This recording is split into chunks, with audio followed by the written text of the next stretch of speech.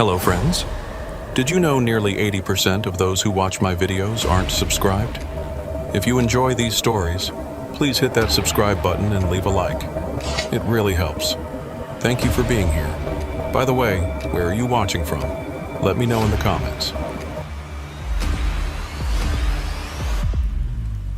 The 18-wheeler's engine hummed steadily as Ulysses Thistlethwaite guided his rig down Highway 49 through the Mississippi Delta. The dashboard clock glowed 2:47 a.m. in that sickly green color that seemed to make the night feel even darker. Ulysses had been driving trucks for 23 years, and he'd learned to appreciate these quiet hours when the roads belonged to him and the occasional fellow trucker. But tonight felt different. Wrong, somehow. He'd been hauling refrigerated produce from Memphis to New Orleans for the past 8 years, making this same run twice a week. The route was burned into his muscle memory. Every curve, every pothole, every speed trap. He knew where the good coffee was, which rest stops to avoid, and exactly how far he could push his fuel tank before absolutely needing to stop. That's what made tonight's situation particularly frustrating. His fuel gauge, usually reliable as sunrise, was showing nearly empty when he should have had at least another 60 miles worth of diesel. Either he'd developed a leak, which he doubted since he'd checked everything at his last stop, or the gauge was malfunctioning. Either way, he needed to stop soon. The Mississippi darkness pressed against his windows like a living thing. Out here, between Clarksdale and Greenwood, there was nothing but cotton fields and swampland for miles in every direction. The nearest town, if you could even call it that, was Parchman, home to the infamous Mississippi State Penitentiary. Not exactly a place that inspired warm feelings at 3 in the morning. Ulysses shifted his considerable bulk in the worn driver's seat, his 6'4" frame making even the spacious cab feel cramped after hours of driving. At 48 years old, he'd developed the trucker's physique. Broad shoulders from wrestling with steering wheels, a substantial gut from too many truck stop meals, and hands like baseball mitts from years of work. His salt and pepper beard, which his ex-wife had always nagged him to trim, now hung down to his chest. A sign materialized in his headlights. Bumbershoots gas, 2 miles, open 24 hours, truckers welcome. Ulysses frowned. In all his years running this route, he'd never noticed this place. Must be new, though the sign looked weathered enough to have been there since the 60s. The reflective letters had that peculiar quality of old highway signs, where they seemed to glow with their own light rather than just reflecting his headlights. He reached for his CB radio, thinking to ask if any other drivers knew about this Bumbershoot's place, but static filled the channel. Nothing but white noise across every frequency. That was odd too. Usually there'd be at least one insomniac trucker chattering away about something or other. The fuel gauge needle dipped closer to empty. No choice then. He'd have to trust this Bumbershoot's place. The exit appeared exactly 2 miles later, just as promised. Ulysses eased his rig down the off-ramp, the trailer's weight shifting behind him with practiced familiarity. The access road was narrow, barely wide enough for his truck, with drainage ditches running along both sides. Spanish moss hung from the trees, creating a tunnel effect that made his headlights seem dimmer. The gas station appeared around a bend like something from another era. It wasn't just old, it was antiquated. The building was single-story, made of weather-beaten wood that might have been white once but had aged to the color of old bones. The roof was corrugated tin, rust-streaked and slightly askew, but the diesel pumps looked modern enough, and the lights were on inside. What struck Ulysses most was how isolated it was. No other buildings visible in any direction. No houses, no other businesses, nothing. Just this lonely station squatting beside the road like a spider waiting in its web. He pulled his rig alongside the diesel pumps, careful to position it for an easy exit. 23 years of driving had taught him to always plan his escape route. even if he didn't know what he might need to escape from. The air brakes hissed as he set them, and the engine's rumble died to silence. The Mississippi night immediately pressed in. No crickets, no frogs, none of the usual nighttime chorus that should have been deafening this close to the swampland. Just a thick, oppressive quiet that made Ulysses's skin crawl. He grabbed his wallet and climbed down from the cab, his joints protesting after hours of sitting. The concrete beneath his boots was cracked and weed-strewn. The diesel pumps were indeed modern, digital displays and card readers, but they looked somehow wrong against the decrepit building, like someone had grafted new arms onto a corpse.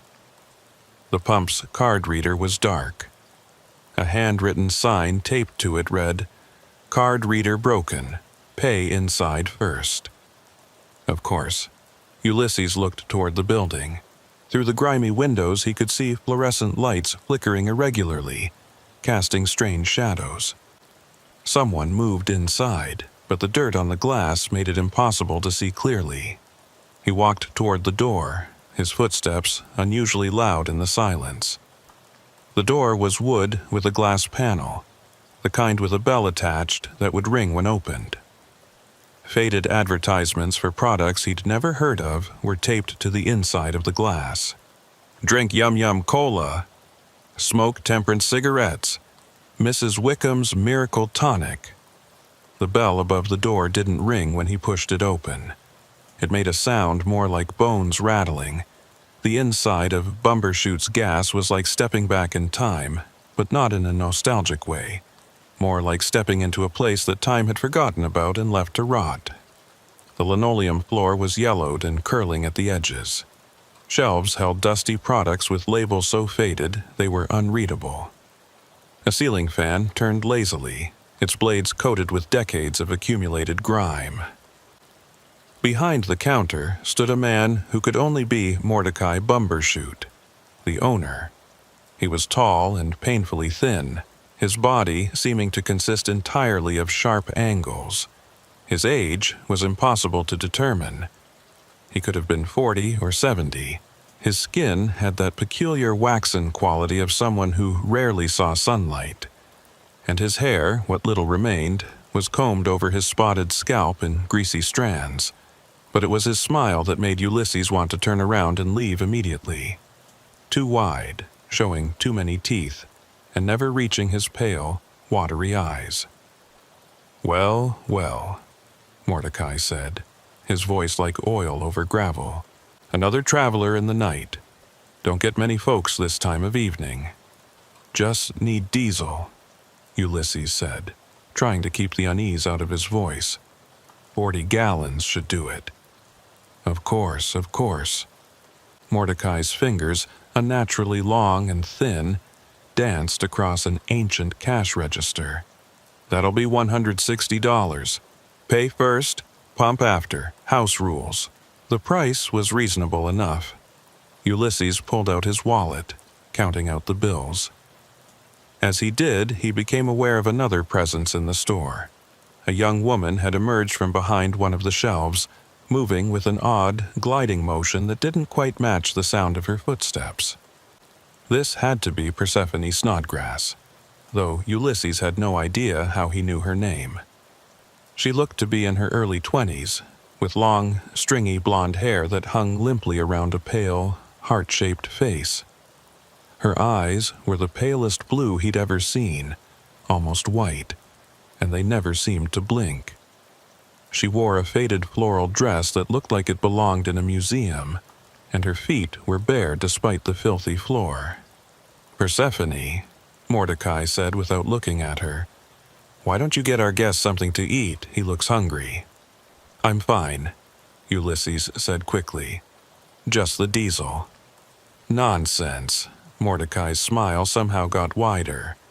"Persephone makes the best coffee in 3 counties, and her sandwiches are to die for, on the house, of course. We like to take care of our late-night visitors." Persephone had already disappeared into what must have been a back room. Ulysses could hear her moving around, the clink of dishes, the hiss of a coffee maker. His stomach turned at the thought of eating anything from this place, but he didn't want to offend these people. Something about them suggested that would be a very bad idea. "Traveling far?" Mordecai asked, leaning forward on the counter. This close, Ulysses could smell him, a mixture of mothballs, sour milk, and something chemical he couldn't identify. "New Orleans," Ulysses said, handing over the money. "Long way still to go." Mordecai counted the bills slowly, his fingers caressing each one. Dangerous, these roads at night. All sorts of things can happen to a man alone. "I can take care of myself."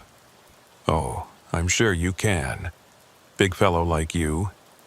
Mordecai's eyes traveled up and down Ulysses' frame in a way that made him feel like a piece of meat in a butcher's window. Still, accidents happen. Trucks break down. Tires blow out. And then where would you be? Stuck on some dark road with no help for miles. Persephone returned, carrying a tray with a cup of coffee and a wrapped sandwich. She set them on the counter with a soft smile that didn't touch those unblinking eyes. "Eat," she said, her voice barely above a whisper. "You'll need your strength." The coffee was black and steaming, but something about its color was off. Too thick, almost syrupy.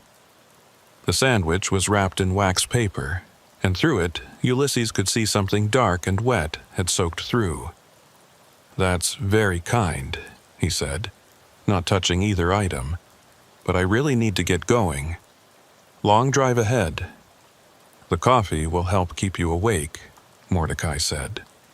His tone had changed slightly, become more insistent. "Persephone will be hurt if you don't at least try it." Ulysses looked at the girl. She was staring at him with those pale eyes, her head tilted slightly to one side like a bird watching a worm. "Please," she whispered. Against his better judgment, Ulysses picked up the coffee cup. It was heavier than it should have been, and warm in a way that felt organic rather than just hot. He brought it to his lips, pretending to sip while keeping them tightly closed. The liquid touched his lips and burned, not with heat, but with something chemical. He set the cup down quickly. "Delicious," he lied. "But I really should pump that diesel and get going." Mordecai's smile flickered for just a moment, replaced by something darker. Then it was back, wider than ever. "Of course. Pump number 2 is all yours, but do take the sandwich, for the road." Ulysses picked up the wrapped sandwich, having no intention of eating it. It was heavier than it looked, and had an odd, squishy consistency. "Thanks."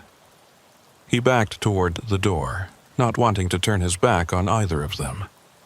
Mordecai and Persephone watched him go, standing perfectly still like mannequins. The rattling bone sound came again as he pushed through the door. Outside, the night seemed even darker than before. Ulysses hurried to his truck, tossing the sandwich in a trash can beside the pump. He grabbed the diesel nozzle and started filling his tank, constantly looking over his shoulder at the store. Mordecai and Persephone stood at the window, watching him. They hadn't moved an inch. The pump seemed to take forever. 30 gallons. 35.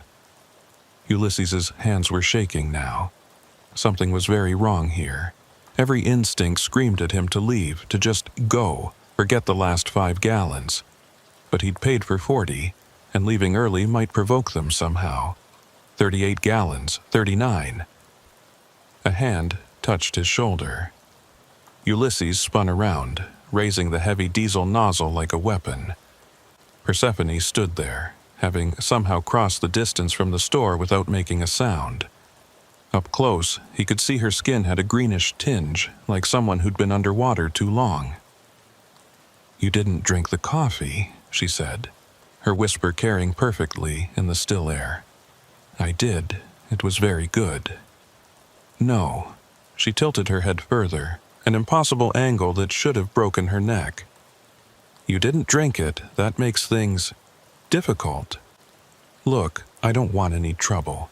I just want to leave. But you can't leave." Her smile widened, showing teeth that were filed to points. "Not yet. He's not ready." "Who's not ready?" She didn't answer. Instead, she reached out one pale hand toward his face. Her fingers were ice cold and slightly damp, like something pulled from a refrigerator. Ulysses jerked back, and the pump clicked off. 40 gallons. Ulysses yanked the nozzle from his tank and slammed it back into the pump. Persephone stood between him and the truck's door, still smiling with those pointed teeth. Behind her, emerging from the shadows at the edge of the lot, Mordecai approached with slow, deliberate steps. "Leaving so soon?" Mordecai called out, his voice carrying unnaturally well in the thick air. "But the night is still young, and we so rarely have company. I paid for my fuel. We're done here." Ulysses kept his voice steady, though his heart was hammering against his ribs. "Are we?" Mordecai stopped beside Persephone, and in the harsh fluorescent light spilling from the station, Ulysses could see dark stains on the man's apron that he hadn't noticed before. Old stains, brown and rust-colored. "Move," Ulysses said, taking a step toward his truck. Neither of them budged. "You see," Mordecai continued as if Ulysses hadn't spoken, "we provide a service here, a very special service for travelers like yourself, those who drive these lonely roads in the dark hours. I don't need any service. I need to leave." "But you haven't finished your coffee," Persephone whispered. "It's special coffee, made just for you." Ulysses had dealt with plenty of dangerous situations in his years on the road. Aggressive drivers, would-be hijackers, even a few genuinely disturbed individuals. But this was different. These two weren't quite right in a way that went beyond simple mental illness or criminal intent.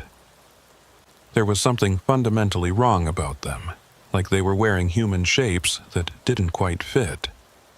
"Get out of my way," he said, dropping his voice to a growl. "Now." Mordecai's smile finally disappeared. "I'm afraid we can't do that, Mr. Thistlethwaite." Ulysses froze. He hadn't told them his name. "Oh yes," Mordecai continued, noting his reaction. "We know all about you. Ulysses Thistlethwaite, 48 years old, divorced, no children, been driving the Memphis to New Orleans route for 8 years, lives alone in a double-wide trailer outside Memphis, no one expecting you for another." He checked a watch that looked older than the building. 6 hours. "How do you—" "We make it our business to know our customers," Persephone said. "The special ones. The ones who stop here in the deep night. The ones who won't be missed right away." The implication hit Ulysses like a sledgehammer. His hand went to his pocket, feeling for his cell phone, but Mordecai shook his head. "No signal out here. We make sure of that. It's just us, Mr. Thistlethwaite. Just us and the night and all the time in the world." Ulysses had always been a big man, had always used his size to his advantage when needed. He did so now, charging forward with all his considerable weight behind him. He caught Mordecai in the midsection, sending the thin man flying backward. Persephone tried to grab him, but he shoved her aside, her body surprisingly light, almost hollow feeling. He yanked open his truck's door and hauled himself up, slamming the locks immediately. His hands shook as he turned the key. The engine turned over once, twice, then died. "No," he muttered, trying again. The engine wouldn't catch. Through the windshield, he saw Mordecai getting to his feet, brushing dust from his stained apron. The man was laughing, a sound like grinding gears. Persephone had produced something from the folds of her dress, a small glass bottle filled with dark liquid. Ulysses tried the engine again. Nothing. They were approaching the truck now, taking their time. Why should they hurry? He wasn't going anywhere. Think, 23 years on the road, you've been in tight spots before. The CB radio. He grabbed the handset, switching through channels, hoping against hope that the interference had cleared. Static on every frequency but one. On channel 19, a voice faint but clear. "Anyone out there? This is Night Owl southbound on 49. Anyone copy?" "This is Ulysses Thistlethwaite," he nearly shouted into the handset. "I'm at Bumbershoot's gas, mile marker." He looked frantically for a marker, seeing none. "I don't know the marker, but it's between Clarksdale and Greenwood. I need help. Call the police. These people are—" The radio went dead. Not static. Dead. Like someone had cut the power. Mordecai stood at the driver's side window now, tapping on the glass with one long fingernail. The sound was like a pickaxe on ice. "Mr. Thistlethwaite," he called through the glass. "There's no point in making this difficult. We're very good at what we do. We've been doing it for a very long time." "The police will come," Ulysses said, though he wasn't sure the message had gotten far through. "That trucker heard me." "Perhaps," Mordecai said. "But Bumbershoot's gas is very hard to find if you don't know exactly where to look. Funny how people drive right past it. Even funnier how they forget about it once they leave, if they leave." Persephone had climbed onto the running board on the passenger side. She held up the glass bottle, and Ulysses could see the liquid inside moving on its own, swirling and bubbling despite the bottle being still. "This would have been so much easier if you'd just drunk the coffee," she said, her voice carrying clearly through the window. "You would have felt sleepy, happy. You would have come with us willingly. Now we have to do this the hard way." She uncorked the bottle and poured its contents onto the passenger window. The liquid didn't run down like normal liquid should. Instead, it spread across the glass like something alive, and wherever it touched, the window began to smoke and bubble. Ulysses scrambled away from the passenger side as the window started to dissolve. The smell that filled the cab was indescribable, somewhere between burning plastic and rotting meat. Within seconds, there was a hole in the window large enough for Persephone to reach through. "Come on out," she cooed. "It's time to go downstairs." Downstairs? What did that mean? Ulysses grabbed the tire iron he kept behind his seat and swung it at her reaching arm. She pulled back with a hiss, but she was smiling wider than ever. "Feisty," she said. "I like that. They always taste better when they fight." "Taste?" The driver's side window exploded inward. Ulysses threw his arms up to protect his face from the shower of safety glass. When he lowered them, Mordecai's arm was reaching through, impossibly long, joints bending in ways that shouldn't be possible. The hand grabbed Ulysses by the throat. The grip was like iron, cutting off his air immediately. Ulysses struck with the tire iron, but Mordecai didn't even flinch. Black spots danced at the edges of his vision. "Sleep," Mordecai commanded, and his voice seemed to come from everywhere at once. "Sleep and dream of dark places." Ulysses's last coherent thought before the darkness took him was that he should have listened to his instincts, should have driven on empty rather than stop at this place that shouldn't exist. When consciousness returned, it came slowly, like rising from deep water. Ulysses's head felt like it had been split open and poorly reassembled. His mouth tasted of copper and something chemical. When he tried to move, he found he couldn't. He was tied to a chair. No, not tied, strapped.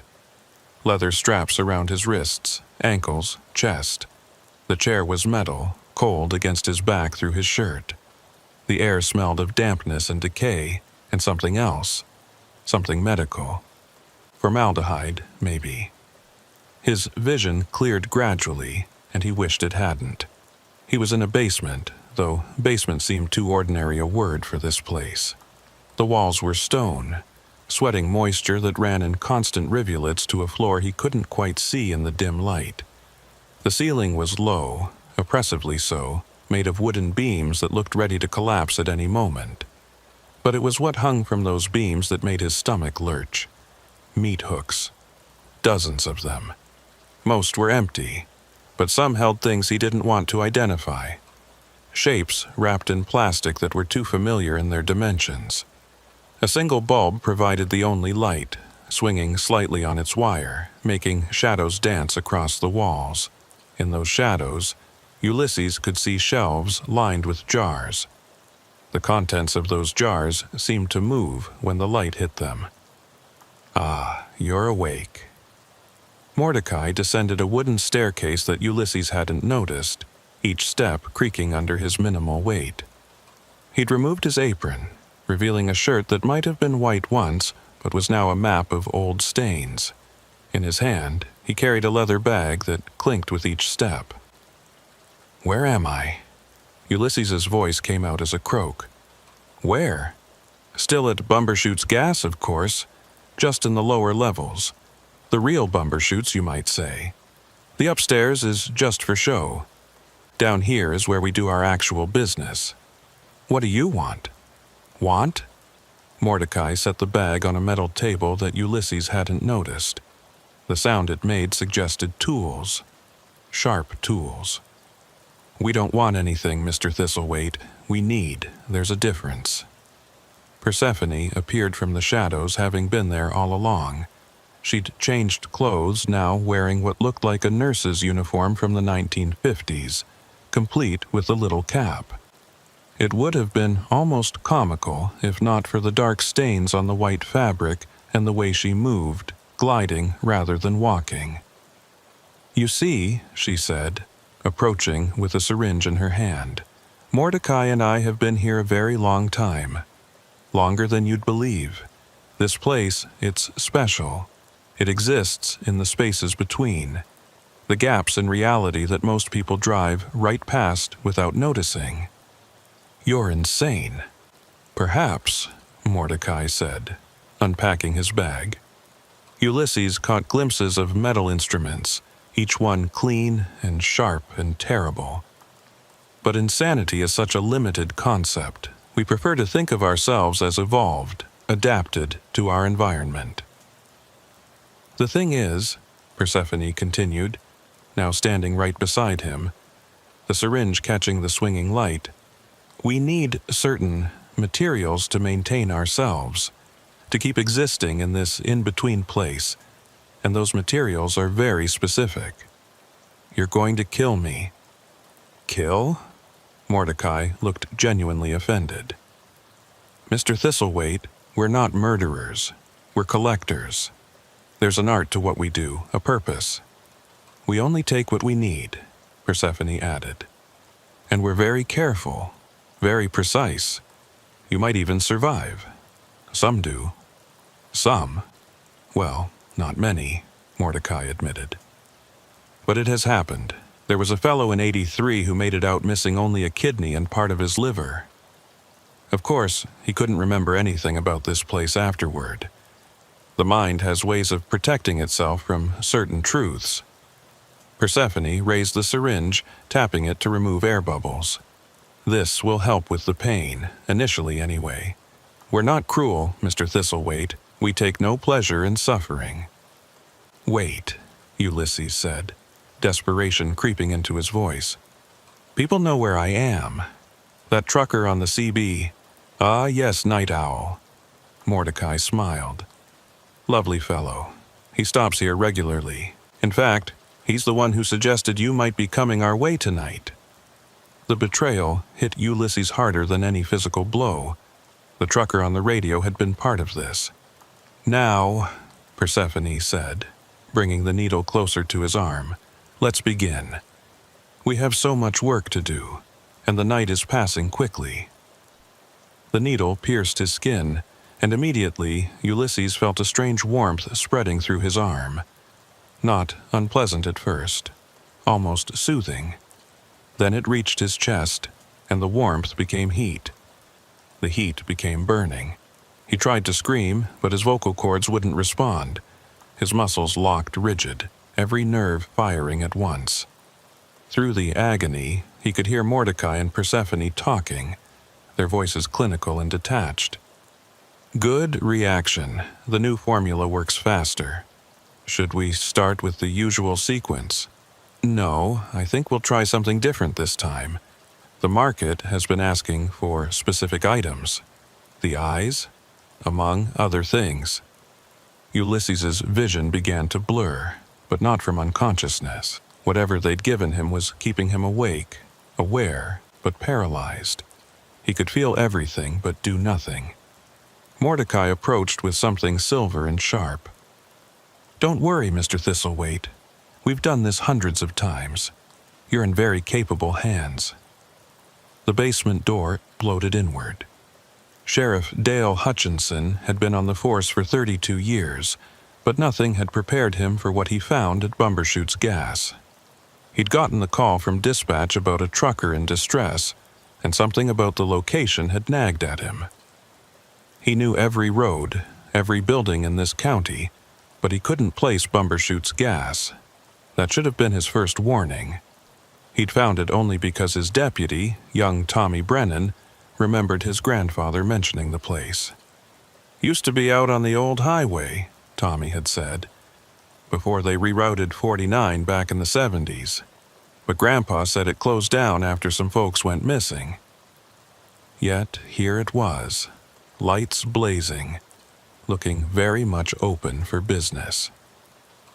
Dale had called for backup immediately when he saw Ulysses's truck, but no sign of the driver. Something about the scene felt wrong.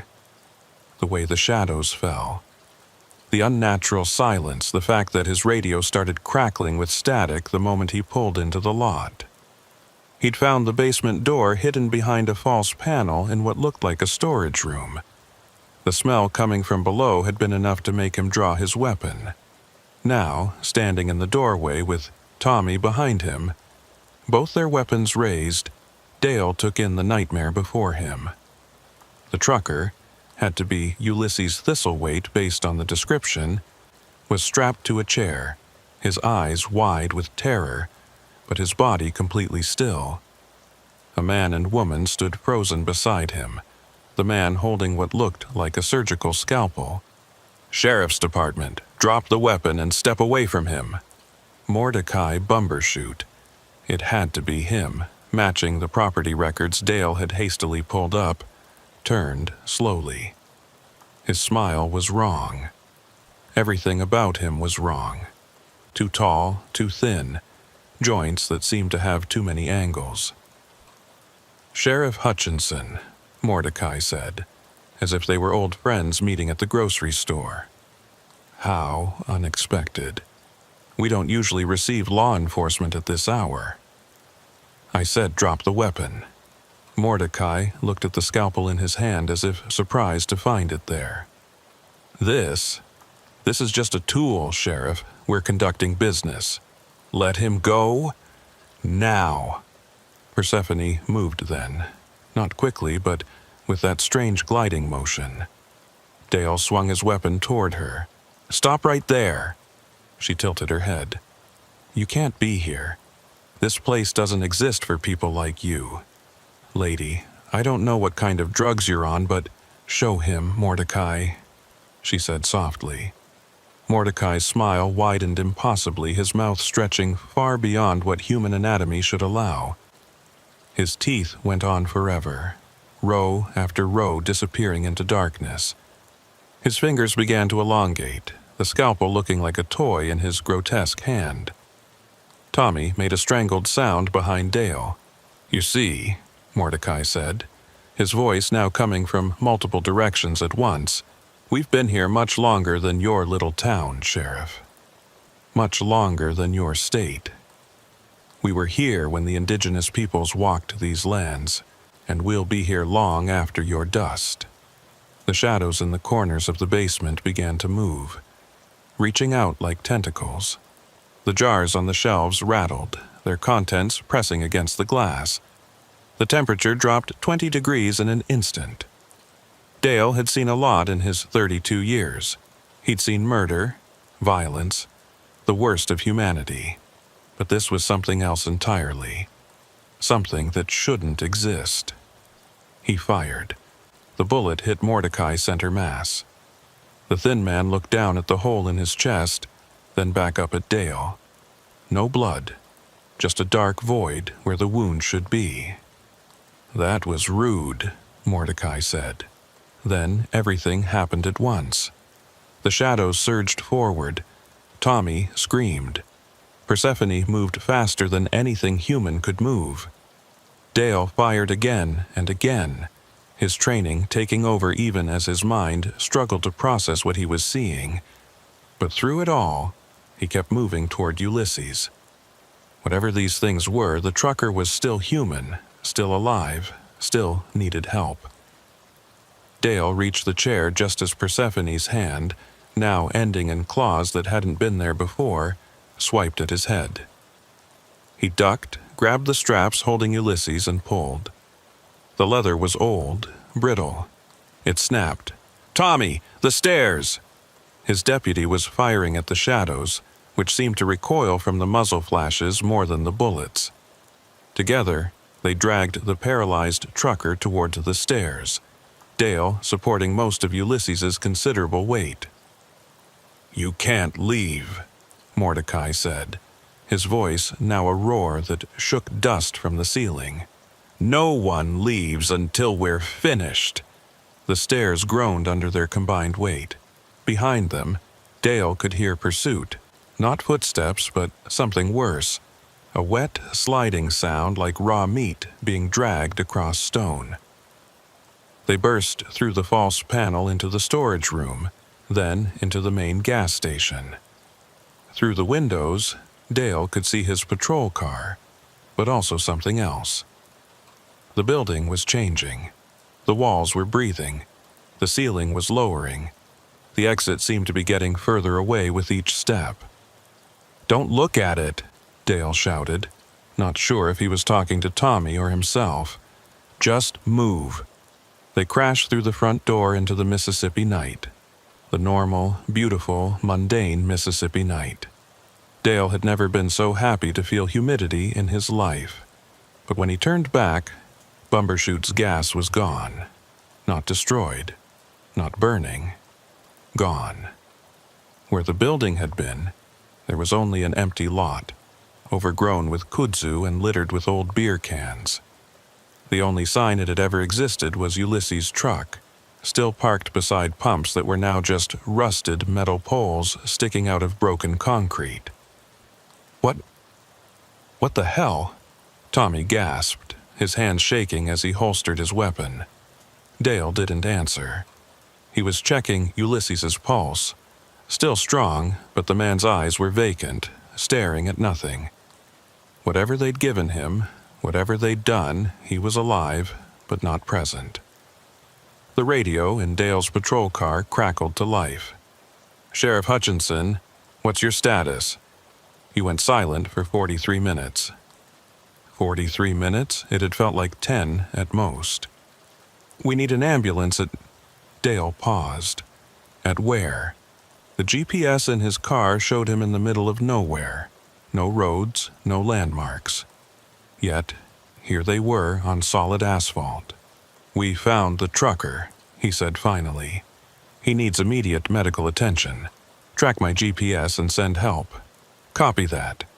But Sheriff, your GPS shows you in the middle of Wilson's cotton field." Dale looked around. The road was still there, clear as day, but through it, like a double exposure, he could see cotton plants waving in the night breeze. Ulysses groaned, the first sound he'd made. His lips moved, forming words Dale had to lean close to hear. "They're still here." Dale felt the hair on his neck stand up. He turned slowly, looking back at the empty lot. Mordecai and Persephone stood where the gas station door had been, translucent like ghosts but becoming more solid with each passing second. They weren't smiling anymore. "Get him in the car," Dale told Tommy. "Now." They loaded Ulysses into the back of the patrol car, Tommy climbing in with him. Dale got behind the wheel, started the engine, and floored it. In the rearview mirror, he watched the empty lot recede. But just before they turned onto what his GPS insisted wasn't a road, he saw Bumbershoots gas flicker back into existence, solid and real, its lights bright against the darkness. The hospital in Greenwood was 20 miles away. Dale made it in 12 minutes, running every stop sign, his lights and sirens clearing the way. He didn't slow down until they were under the harsh fluorescence of the emergency room entrance. The doctors took Ulysses immediately, though they struggled to identify what was in his system. "It's like nothing I've ever seen," Dr. Martinez told Dale later. "Some kind of paralytic agent, but mixed with compounds we can't identify. It's breaking down rapidly, though. He should recover full mobility within a few hours." Dale sat in the waiting room, trying to write his report. How did you explain what they'd seen? How did you file paperwork on a building that didn't exist? Tommy sat beside him, still shaking. "Sheriff, what were those things?" "I don't know, son, and I don't think I want to know."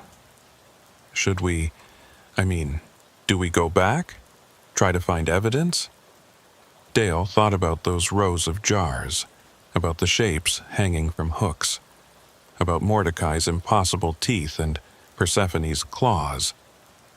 "No, we report it to the state police, let them handle it. This is beyond us." But even as he said it, Dale knew no one would find anything. Bumbershoot's gas would be gone, hidden in whatever space between spaces it occupied, waiting for the next lonely traveler in the deep of night. 4 hours later, Ulysses woke up. His first conscious thought was that he was in a bed that wasn't his. Hospital, his mind supplied, recognizing the antiseptic smell and the beeping of machines. His second thought was that he was alive, which seemed impossible given his last memories. A sheriff sat in a chair beside his bed, badge glinting in the morning sun coming through the window. The man looked tired, aged somehow, as if he'd seen too much in too short a time. "Mr. Thistlethwaite," the sheriff said. "I'm Dale Hutchinson. How are you feeling?" "Like I got hit by my own truck." Ulysses's voice was rough, throat dry. "What happened? How did you find me?" "You got a message out on the CB. Trucker named Big Mike heard you, called it in. Said you sounded scared out of your mind." "Big Mike?" Ulysses searched his memory, but the one who answered called himself Night Owl. He said, Mordecai said he was part of it. Dale's expression darkened. "There's no trucker named Night Owl on the CB logs from last night. Big Mike was the only one on that channel. Says he heard you asking for help, gave your location as Bumbershoot's gas. But that doesn't make sense. I heard him clearly. Mr. Thistlethwaite, I need you to tell me everything you remember, everything you saw." So Ulysses did.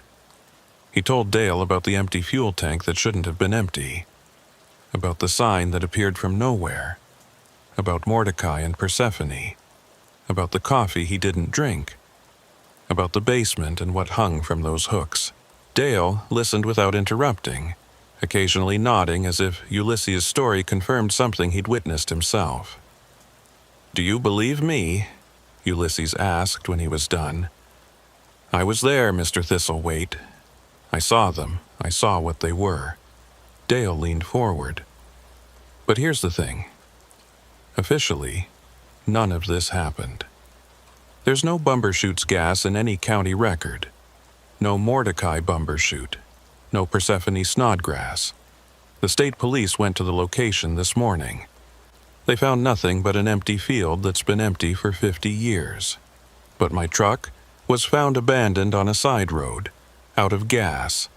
You were inside, unconscious, apparently suffering from exhaustion and dehydration. That's the official story." Ulysses stared at him. "They're going to get away with it. They're going to keep doing this to people. Maybe, maybe not." Dale stood up, placed a business card on the bedside table. That's my direct number. You remember anything else? You see anything else? You call me, day or night.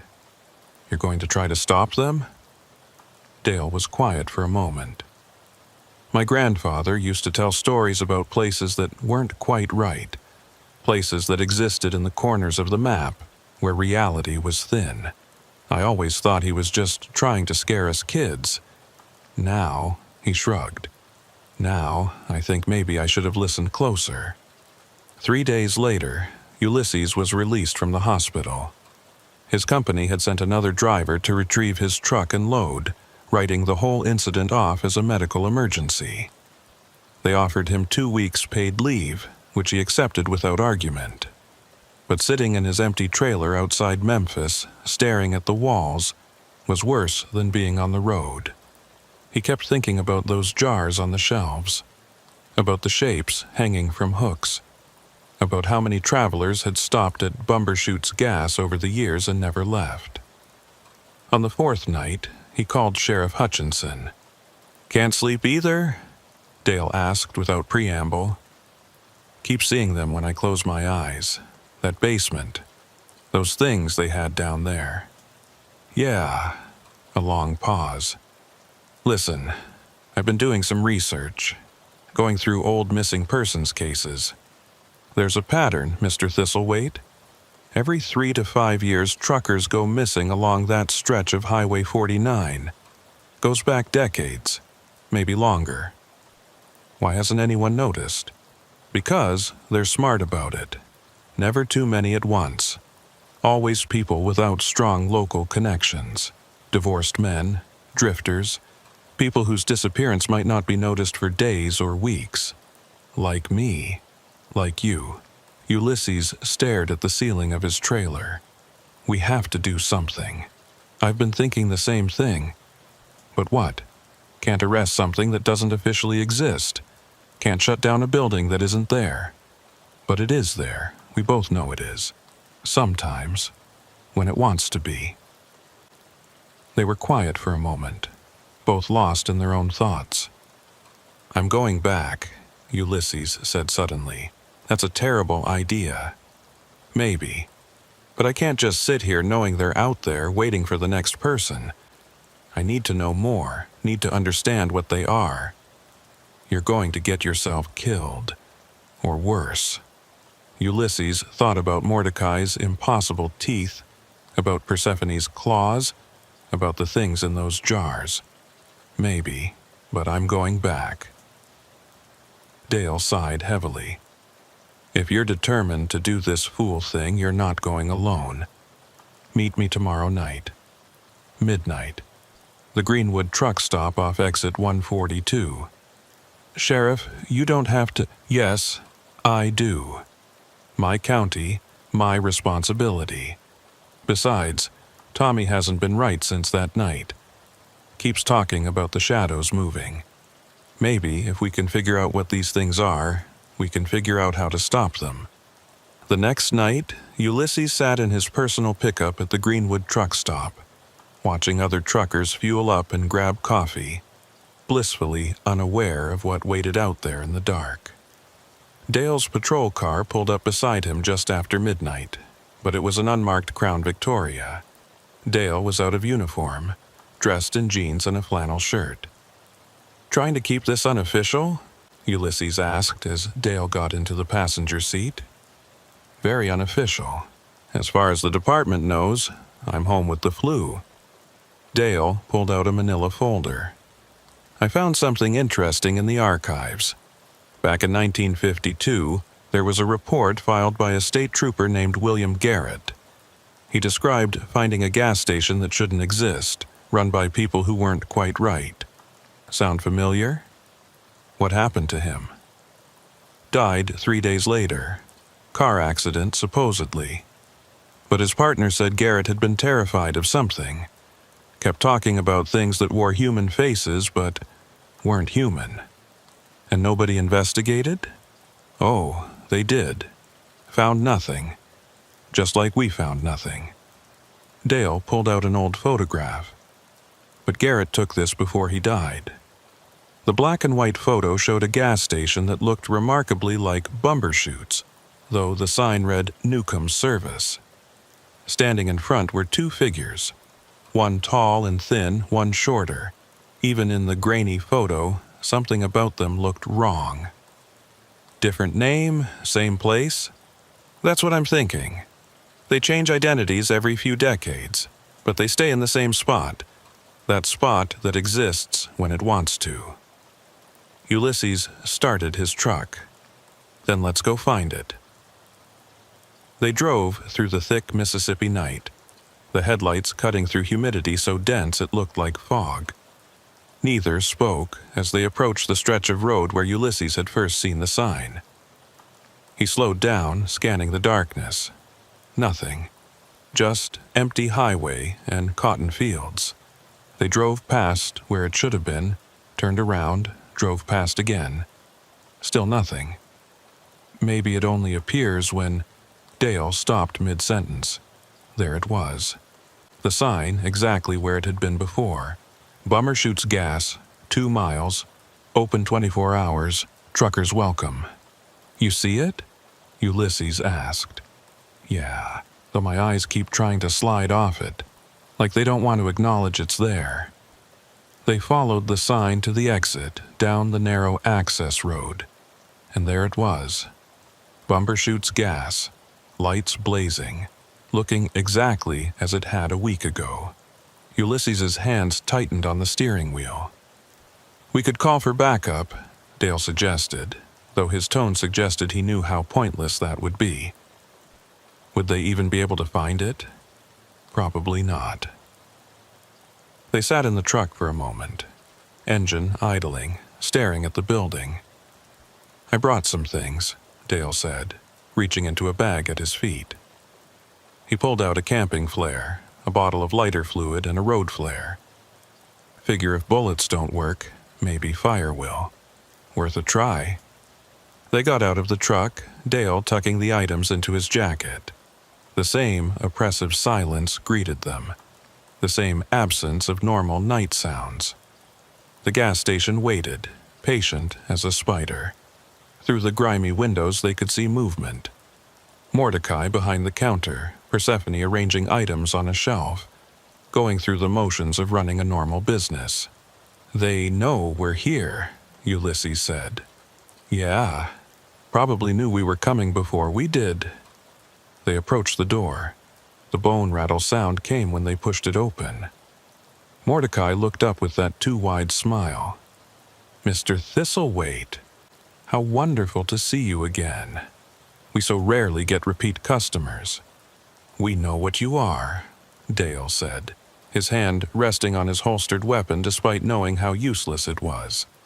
Do you? Mordecai tilted his head. How fascinating. And what, pray tell, are we? Monsters, Ulysses said simply. Persephone laughed, a sound like breaking glass. Monsters. Such a limited word. We're so much more than that. We're survivors, Mordecai said, his smile fading slightly. We've adapted to fill a niche. Every ecosystem needs its predators. And we're your prey. Some of you. The ones who won't be missed. The ones who drive alone through the dark places. Mordecai's fingers drummed on the counter, each tap echoing strangely. It's nothing personal, Mr. Thistlethwaite, simply survival. How many? Dale asked. How many people have you killed? Killed? Persephone moved closer, her feet still making that wrong sound on the floor. We don't kill, we harvest. There's a difference. The ones in the basement are preserved, maintained, part of our collection. Mordecai's eyes, which Ulysses now noticed had no whites, only graduated shades of black, focused on them intently. Would you like to see? Properly this time. We're not going anywhere with you, Dale said. Oh, but you are. Mordecai's smile returned, wider than ever. You see, Sheriff, you made a mistake coming here. Both of you did. This place, it only exists for certain people at certain times. And once you've been here twice, he spread his hands. Well, you become part of the inventory. The lights flickered. The shadows in the corners began to move. Run, Dale said quietly. They backed toward the door, but it wouldn't budge. The bone rattle had become a steady clicking, like teeth chattering. There's no leaving now, Persephone said. You're part of Bumbershoot's gas. You always have been, from the moment you first stopped here. The floor began to tilt. Not dramatically, just enough to make Ulysses feel off balance. The walls started that breathing motion he remembered from before. Dale pulled out the bottle of lighter fluid and the road flare. Ulysses, when I say run, you run. What are you? Dale sprayed lighter fluid across the counter, the shelves, the floor. Mordecai and Persephone stepped back, their expressions shifting from confidence to something else. Concern? Fear? You can't, Mordecai said. This place is more than wood and stone. You can't destroy an idea. Maybe not, Dale said, lighting the flare. But I can sure as hell try. He threw the flare. The lighter fluid caught immediately, flames racing across the counter, up the shelves. But these weren't normal flames. They burned wrong. Too bright, too many colors. The fire seemed to eat at reality itself, revealing things behind things. For a moment, Ulysses saw Bumbershoot's gas as it really was. Not a building, but a wound in the world. A gap where something else leaked through. Mordecai and Persephone weren't screaming. They were changing. Their human disguises burning away like paper, revealing something underneath that Ulysses' mind refused to process. Too many angles. Too many teeth. Too many eyes. The door burst open. Run! Dale shouted. They ran. Behind them, Bumbershoot's gas was consuming itself, folding inward like a piece of paper being crumpled by an invisible hand. The sound it made wasn't an explosion or a collapse. It was like reality itself was screaming. They made it to the truck, Ulysses gunning the engine before Dale's door was even closed. In the rearview mirror, he saw the gas station flicker, existing and not existing simultaneously caught between states. Then it was gone. Not burned down, not destroyed, just absent. They drove in silence until they reached the highway, then Dale finally spoke. It's not over. I know. They're not dead. Things like that, I don't think they can die. But maybe we hurt them. Maybe we bought some time. Maybe. They drove back to Greenwood as dawn was breaking. The Mississippi sun painting the sky in shades of pink and gold. Normal colors. Safe colors. What do we do now? Ulysses asked. We watch, we wait, and we make sure people know, even if they don't believe us. You think it'll come back? Dale was quiet for a long moment. My grandfather, he used to say evil was like kudzu. You could cut it back, burn it out, but unless you got every last root, it would just grow back stronger. So, we keep watching. We keep watching. Ulysses dropped Dale back at his car. They shook hands, an understanding passing between them that didn't need words. 2 weeks later, Ulysses went back to trucking. He changed routes, avoiding Highway 49 entirely. But sometimes, late at night, when he was driving through those empty stretches between nowhere and nowhere else, he'd see signs that shouldn't exist. Exits that weren't on any map. He never stopped, not once, but he started keeping a bottle of lighter fluid in his cab. Just in case. 6 months passed. Then Dale called. There's been another disappearance. Trucker named William Hayworth. Last seen heading south on 49. Same area? No, about 50 miles north. Different name on the police report. Place called Wickham's Fuel Stop. Ulysses thought about Mrs. Wickham's miracle tonic, advertised in that dirty window. They're back. They never left, just moved, changed faces. What do? Same thing we've been doing. We watch, we warn who we can, and we hope that's enough. But Ulysses knew it wasn't enough. Somewhere out there on some lonely stretch of highway, Mordecai and Persephone, or whatever they were calling themselves now, were waiting, patient as spiders, hungry as the dark. The road stretched on, endless and unforgiving, and somewhere on it, Bumbershoot's gas waited for its next victim. Some nights, Ulysses still dreams about that basement, about the jars on the shelves, about the things hanging from hooks. He wakes up gasping, checking his arms for needle marks, his body for missing pieces. He's whole. He's alive. He escaped.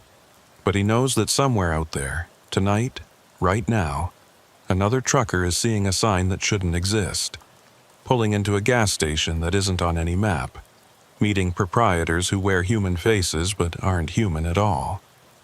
He keeps Dale's number programmed in his phone, keeps that bottle of lighter fluid in his cab, and he keeps driving, because stopping means remembering, and remembering means accepting that things like Bumbershoot's gas exist, things that hunger, things that wait, things that harvest. The highway stretches on, and Ulysses Thistlethwaite drives through the night, knowing that he's one of the lucky ones. He got away. Most don't. And somewhere in the spaces between spaces, in a gas station that exists when it wants to, Mordecai Bumbershoot is smiling his too-wide smile, and Persephone Snodgrass is making coffee that no one should ever drink. Waiting. Always waiting. The road goes on forever, and the darkness is patient. Thaddeus Poindexter had been driving for 16 hours straight, which was against regulations, but the load of pharmaceuticals he was hauling from Chicago to Jackson had to arrive by morning, or his company would lose the contract. At 53 years old, with 31 years behind the wheel, Thaddeus knew how to push his limits. He knew when to use caffeine, when to stop for a power nap, and when his body was telling him he absolutely had to rest. That moment came at 3:22 a.m., on a stretch of Highway 55 just south of Grenada, Mississippi.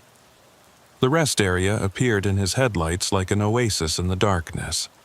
It wasn't much, just a small parking area with restroom facilities, a few picnic tables, and a cluster of vending machines that probably hadn't worked since the Clinton administration. But it had spaces for trucks, and more importantly, it was off the main highway where the state troopers wouldn't hassle him about his logs. Thaddeus guided his Kenworth into the lot, pleased to find it mostly empty. Just 2 other rigs parked at the far end, their running lights creating small pools of amber in the darkness, and surprisingly what looked like a family camping setup near the picnic area. That was odd. Who camps at a rest area? As he set his air brakes and killed the engine, Thaddeus got a better look. It was definitely a family. He could see a small dome tent, one of those portable camping chairs, and what might have been a Coleman lantern casting a weak circle of light. A minivan was parked nearby, its hood up. Broken down, probably. Poor folks. Thaddeus had been on the road long enough to develop a sixth sense about things. That little voice that told him when a way station was about to be open, when weather was going to turn bad, when something just wasn't right. That voice was whispering now, but he was too tired to pay it much attention. He climbed down from his cab, his knees protesting after so many hours of sitting. The Mississippi humidity hit him immediately, thick and oppressive even in the pre-dawn hours. The air smelled of kudzu and diesel exhaust, and something else, something sweet and cloying that made his stomach turn slightly. The restroom was his first priority. The building was cinder block construction, painted that institutional beige that seemed mandatory for all government structures. The men's room door hung slightly askew on its hinges, and the fluorescent light inside flickered erratically, creating a strobe effect that made his tired eyes water. Business completed, Thaddeus headed to the vending machines, hoping against hope that one might actually work. He had a cooler full of sandwiches in his truck, but a cold Coke would hit the spot right about now. "Excuse me, sir?" The voice came from behind him, high and tremulous. Thaddeus turned to find a young boy, maybe 10 or 11 years old, standing in the circle of light from the vending machines. The kid was thin, almost skeletal, with sandy brown hair that looked like it hadn't seen shampoo in weeks. His clothes, jeans and a t-shirt with some cartoon character Thaddeus didn't recognize, were dirty and too small for him. "Hey there, son," Thaddeus said carefully. "You okay? It's awful late for you to be up." "My dad sent me," the boy said. There was something wrong with his voice, something flat and rehearsed about it. "Our van broke down. He wanted to know if you might have any tools we could borrow." Thaddeus glanced over at the minivan. He could see figures moving around it now, a tall man and a woman, both working under the hood by the light of that Coleman lantern. "What kind of tools?" Thaddeus asked. He said, "A lug wrench and maybe jumper cables?" That didn't make sense. If they needed a lug wrench, they'd be changing a tire, not working under the hood, and jumper cables wouldn't help if they were truly broken down. They'd need another vehicle to jump from. "Tell you what," Thaddeus said, that little warning voice getting louder. "Let me grab my flashlight and I'll come take a look. Maybe I can help." The boy's face went through a series of expressions. Relief, then something else. Something that looked almost like fear. "You don't have to do that," he said quickly. "Just the tools would be fine." "Nonsense. I've got some time to kill while my logs reset. Happy to help." Thaddeus headed back to his truck, very aware that the boy was following him. Not walking beside him like a normal kid would, but staying about 10 feet back, matching his pace exactly. It was creepy, like being stalked by a small, underfed predator. He grabbed his toolbox and his maglite from the cab. The weight of the toolbox was reassuring. A nice, heavy wrench made a decent weapon if needed. Not that he expected to need it. Probably just a family down on their luck, desperate enough to be camping in a rest area. As they approached the minivan, Thaddeus got his first good look at the parents. The man was tall and painfully thin, with the same sandy hair as the boy, but shot through with premature gray. He wore khakis and a button-down shirt that had seen better days. The woman was shorter, rounder, with mousy brown hair pulled back in a ponytail. Her dress looked like something from a thrift store, faded flowers on cheap fabric. But it was their faces that made Thaddeus's steps slow. They were both smiling, but the smiles didn't reach their eyes. Their eyes were flat, dead, like looking at mannequins. "Ichabod Widdershins," the man said, extending a hand that Thaddeus reluctantly shook. The grip was weak, clammy.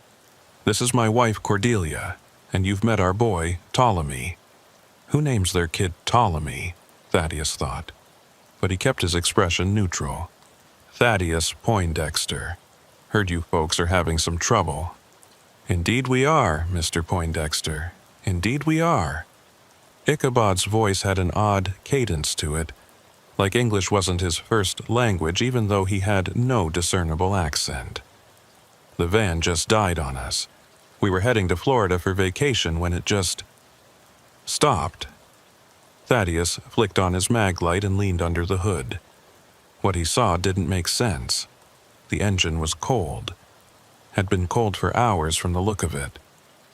There was dust on components that should have been hot if they'd been driving recently. And there was damage. Old damage. The alternator was cracked, the battery terminals were corroded beyond use, several belts were missing entirely. This van hadn't run in months, maybe years. "When did you say it broke down?" Thaddeus asked, straightening up. "Oh, just a few hours ago," Cordelia said, her voice as emotionlessly pleasant as her husband's. "We've been trying everything." Thaddeus looked around the rest area more carefully. No luggage in the van that he could see. No coolers, no road trip supplies. The tent looked old, mildewed, and now that he was closer, that sweet, cloying smell was stronger. It seemed to be coming from them. "Look, folks," he said, taking a step back. "This engine's been dead a long time. I can't help you with this." "Are you sure?" Ichabod asked, moving closer. Too close. That smell washed over Thaddeus, decay and sweetness, like flowers left too long in a vase. "Maybe, if you looked again." "I'm sure." Thaddeus gripped his toolbox tighter. "I need to get back to my truck now." "But you just got here," Cordelia said. She'd moved too, positioning herself between Thaddeus and his truck. The boy, Ptolemy, had disappeared somewhere. "Nevertheless, I need to go." "We're very hungry," Ichabod said. And something in the way he said it made every hair on Thaddeus's arms stand up. "We haven't eaten in so long." "There's a truck stop about 10 miles south," Thaddeus said, trying to edge around Cordelia. "They're open 24 hours. "We can't leave," Cordelia said simply. "The van doesn't work, remember?" "Then call someone. AAA, a tow truck, somebody." "Our phone died too," Ichabod said. He was smiling wider now, and Thaddeus could see his teeth were wrong. Too sharp, too many of them. "Everything just keeps dying around us. It's the strangest thing." Thaddeus decided he'd had enough. He pushed past Cordelia, not gently, and started walking quickly toward his truck. He could hear them following, their footsteps oddly synchronized. "Mr. Poindexter," Ichabod called. "You really shouldn't leave. It's not safe. I'll take my chances." "The boy likes you," Cordelia added. "He so rarely likes anyone." Thaddeus was almost running now. His truck was just 50 feet away, 40, 30. Ptolemy stepped out from behind Thaddeus's truck. No, that wasn't possible. The kid had been behind them. There was no way he could have gotten around without Thaddeus seeing him. "Please don't go," the boy said, and his voice was different now, older, hungrier. "We need you. Get out of my way, kid." Ptolemy tilted his head, that same unnatural angle Thaddeus had seen before. "You're not very nice? Father said you'd be nice?" "Your father doesn't know me. He knows everyone who stops here," Ptolemy said. "He's been watching you since you pulled in. We all have." Thaddeus looked back. Ichabod and Cordelia had stopped about 20 feet away, standing perfectly still, watching, waiting. "What do you want?" Thaddeus asked. "Just to talk," Ichabod said. "To share a meal. To be a family." "You have a family." "Not complete," Cordelia said. "Never complete. People keep leaving." Thaddeus gripped a wrench from his toolbox. "I'm leaving too. Get out of my way or I'll go through you." Ptolemy laughed, a sound like breaking glass. "You can't hurt us, Mr. Poindexter. We're already hurt. We've been hurt for so long." The lights in the rest area began to flicker. The two trucks at the far end of the lot remained dark and silent. Had they been running before? Thaddeus couldn't remember. "Last chance," Thaddeus said, raising the wrench. The family exchanged glances, some kind of silent communication passing between them. Then Ptolemy stepped aside. "Go then," Ichabod said. "But you'll be back. They always come back." Thaddeus didn't respond. He yanked open his truck door, threw his toolbox inside, and climbed up. His hands shook as he turned the key. The engine turned over once, twice, then caught. Thank God. He released the brakes and started to pull out. In his mirrors, he could see the family standing in a line, watching him go. They weren't moving, weren't waving, just standing there like scarecrows. Then the engine died. No, no, no. Thaddeus turned the key again. Nothing. not even a click. He looked in the mirror again. The family was walking toward his truck now, moving in perfect unison like they were all controlled by the same puppeteer. Thaddeus tried the engine again. Still nothing. They were at his door now. Ichabod knocked politely. "Mr. Poindexter, it seems you're having some trouble. Get away from my truck." "We can help," Cordelia called up. "We're very good with broken things. We understand them." "Because you break them," Thaddeus shouted. "No," Ptolemy said, his young voice carrying clearly. "They break themselves when they get too close to us. It's not our fault. Nothing's our fault." Thaddeus grabbed his cell phone. No signal. Of course. The CB radio was his last hope. He grabbed the handset, switching to channel 19. Break, this is Thaddeus Poindexter at the rest area south of Grenada on 55. I need immediate assistance. Please, anyone. I need help." Static. Then, faintly, a voice. "Can't. Hear. Breaking up. Rest area south of Grenada," Thaddeus shouted. "3 people. Something's wrong with them. Send police." The radio went dead. Ichabod knocked again. "Mr. Poindexter, please. We don't want to force you, but you're being very rude. We just want to have dinner together, like a family." "I'm not your family." "You could be," Cordelia said. "We've had so many families over the years. Truckers make the best families. They understand loneliness."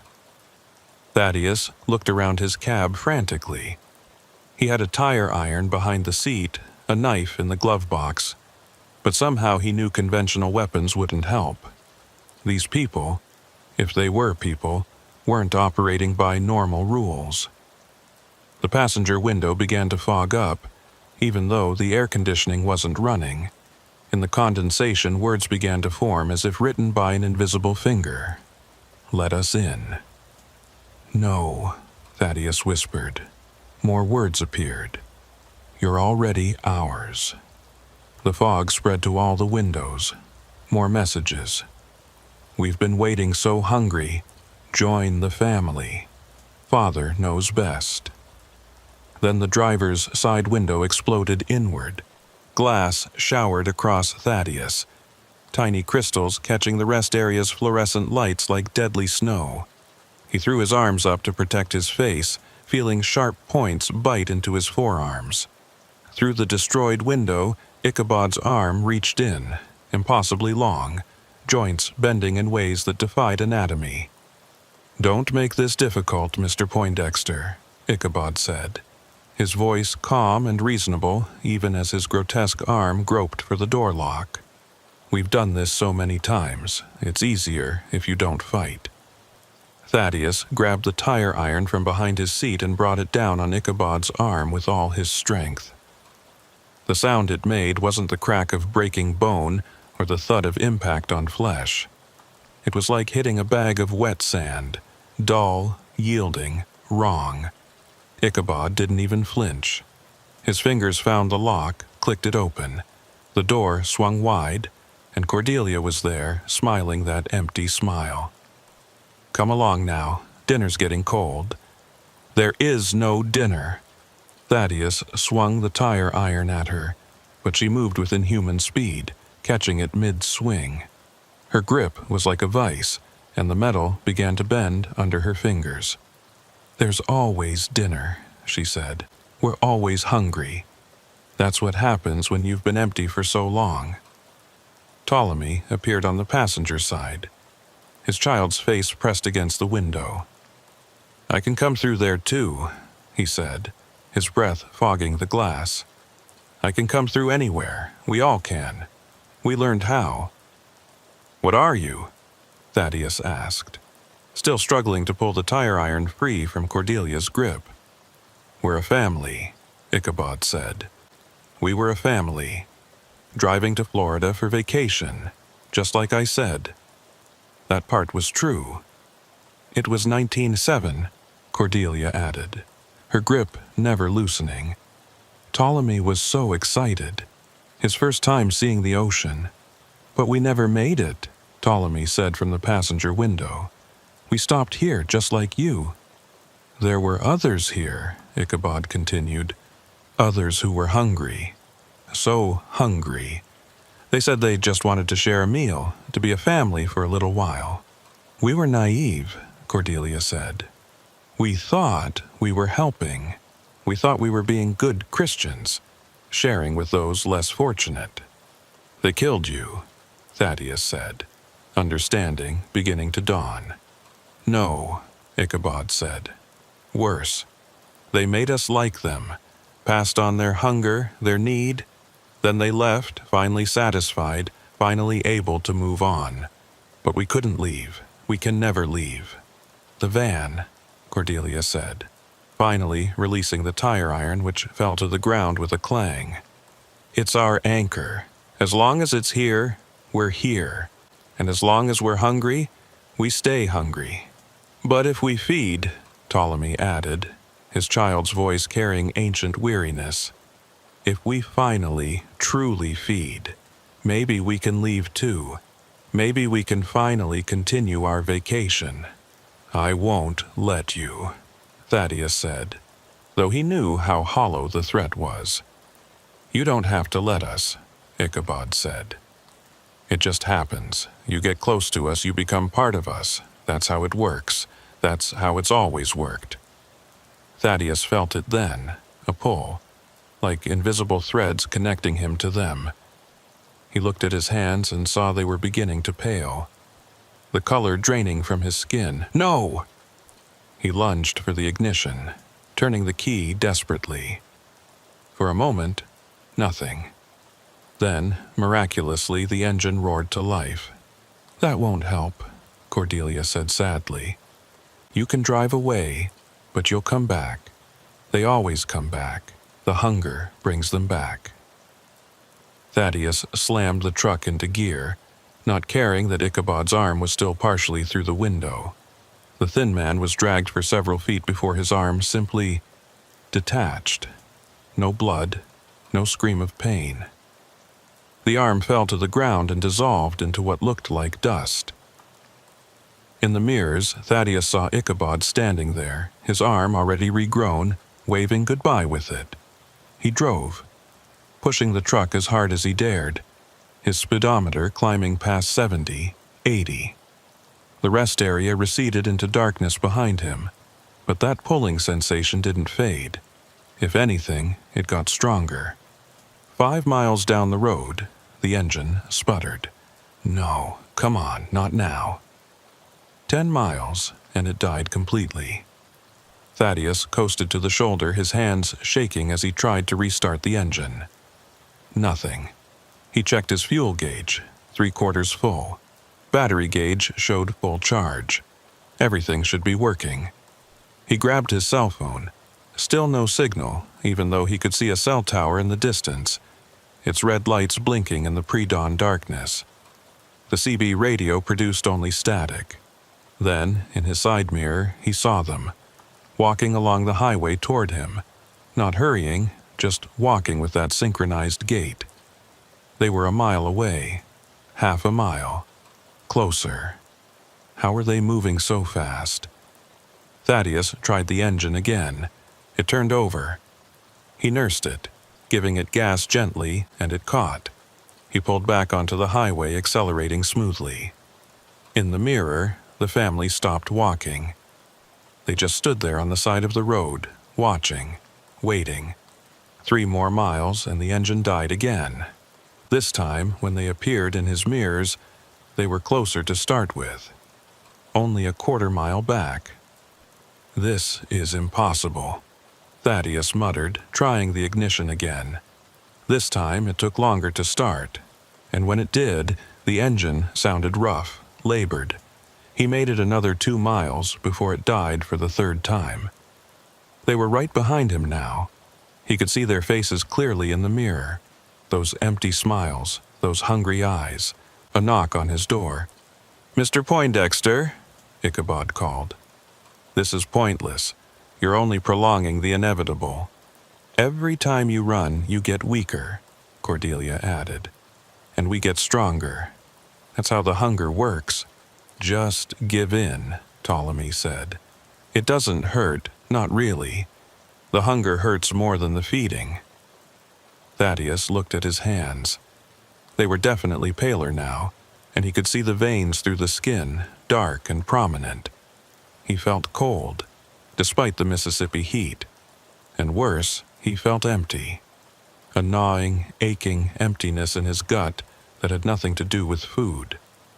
The engine wouldn't even turn over now. I've called for help, Thaddeus lied. The police are coming. No one's coming, Ichabod said. No one ever comes. This stretch of road, it's special. People drive through it all the time, but they never really see it, never remember it, unless they stop at the rest area, unless they meet us. Then other truckers, the 2 trucks at the rest area? Cordelia interrupted. They've been there for 3 months. The drivers are still in their cabs, still sitting there, still trying to leave, but they can't. They're part of the family now, even if they won't admit it. 3 months? Those trucks had looked normal, just parked for the night. You're lying. Go back and look, Ptolemy suggested. Go back and see. You'll understand then. Against every instinct, Thaddeus found himself considering it. The pull was stronger now, not just physical, but mental. The rest area seemed safe, comfortable. The family seemed reasonable. They were just hungry. He understood hunger. That's it, Ichabod encouraged. You're beginning to understand. The hunger isn't evil, it just is. We just are. We didn't choose this, Cordelia added. But we've accepted it. And once you accept it, it's not so bad. You're never alone. You always have family. Thaddeus's hand moved toward the door handle without his conscious control. He watched it, fascinated and horrified as his fingers gripped the handle. That's good, Ptolemy said. Just come out. Come back with us. Have dinner. The door opened. The Mississippi night air rushed in, thick with humidity and that sweet, cloying smell of decay. But underneath it was something else. The smell of food. Real food. His stomach, which he hadn't realized was cramping with hunger, twisted demandingly. When did you last eat? Ichabod asked gently. Really eat, not those cold sandwiches in your cooler. Real food, hot food, family food? Thaddeus tried to remember. The truck stop in Memphis? That had been... how long ago? Hours? Days? Time seemed fuzzy, uncertain. He stepped down from the cab, his legs shaky. The family surrounded him, but not threateningly. They were just there, close, warm despite the coldness he felt. Come, Cordelia said, taking his arm. Her touch was gentle, almost motherly. Let's go home. Home, the rest area. Yes, that made sense.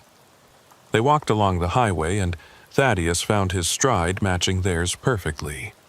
Left foot, right foot, in perfect synchronization. It felt natural. It felt right. Cars passed them, but none slowed. None stopped. It was like they were invisible. They can't see us, Ichabod explained. Not unless they're meant to. Not unless they're hungry too. The rest area appeared ahead, its lights welcoming in the darkness. As they got closer, Thaddeus could see the 2 trucks Cordelia had mentioned. She was right. They looked different now. Older, covered in dust and pollen. One had a tree branch lying across its hood that looked like it had been there for weeks. Look in the cabs, Ptolemy suggested. Thaddeus approached the nearest truck, peering through the driver's side window. In the dim light, he could see a figure sitting in the driver's seat.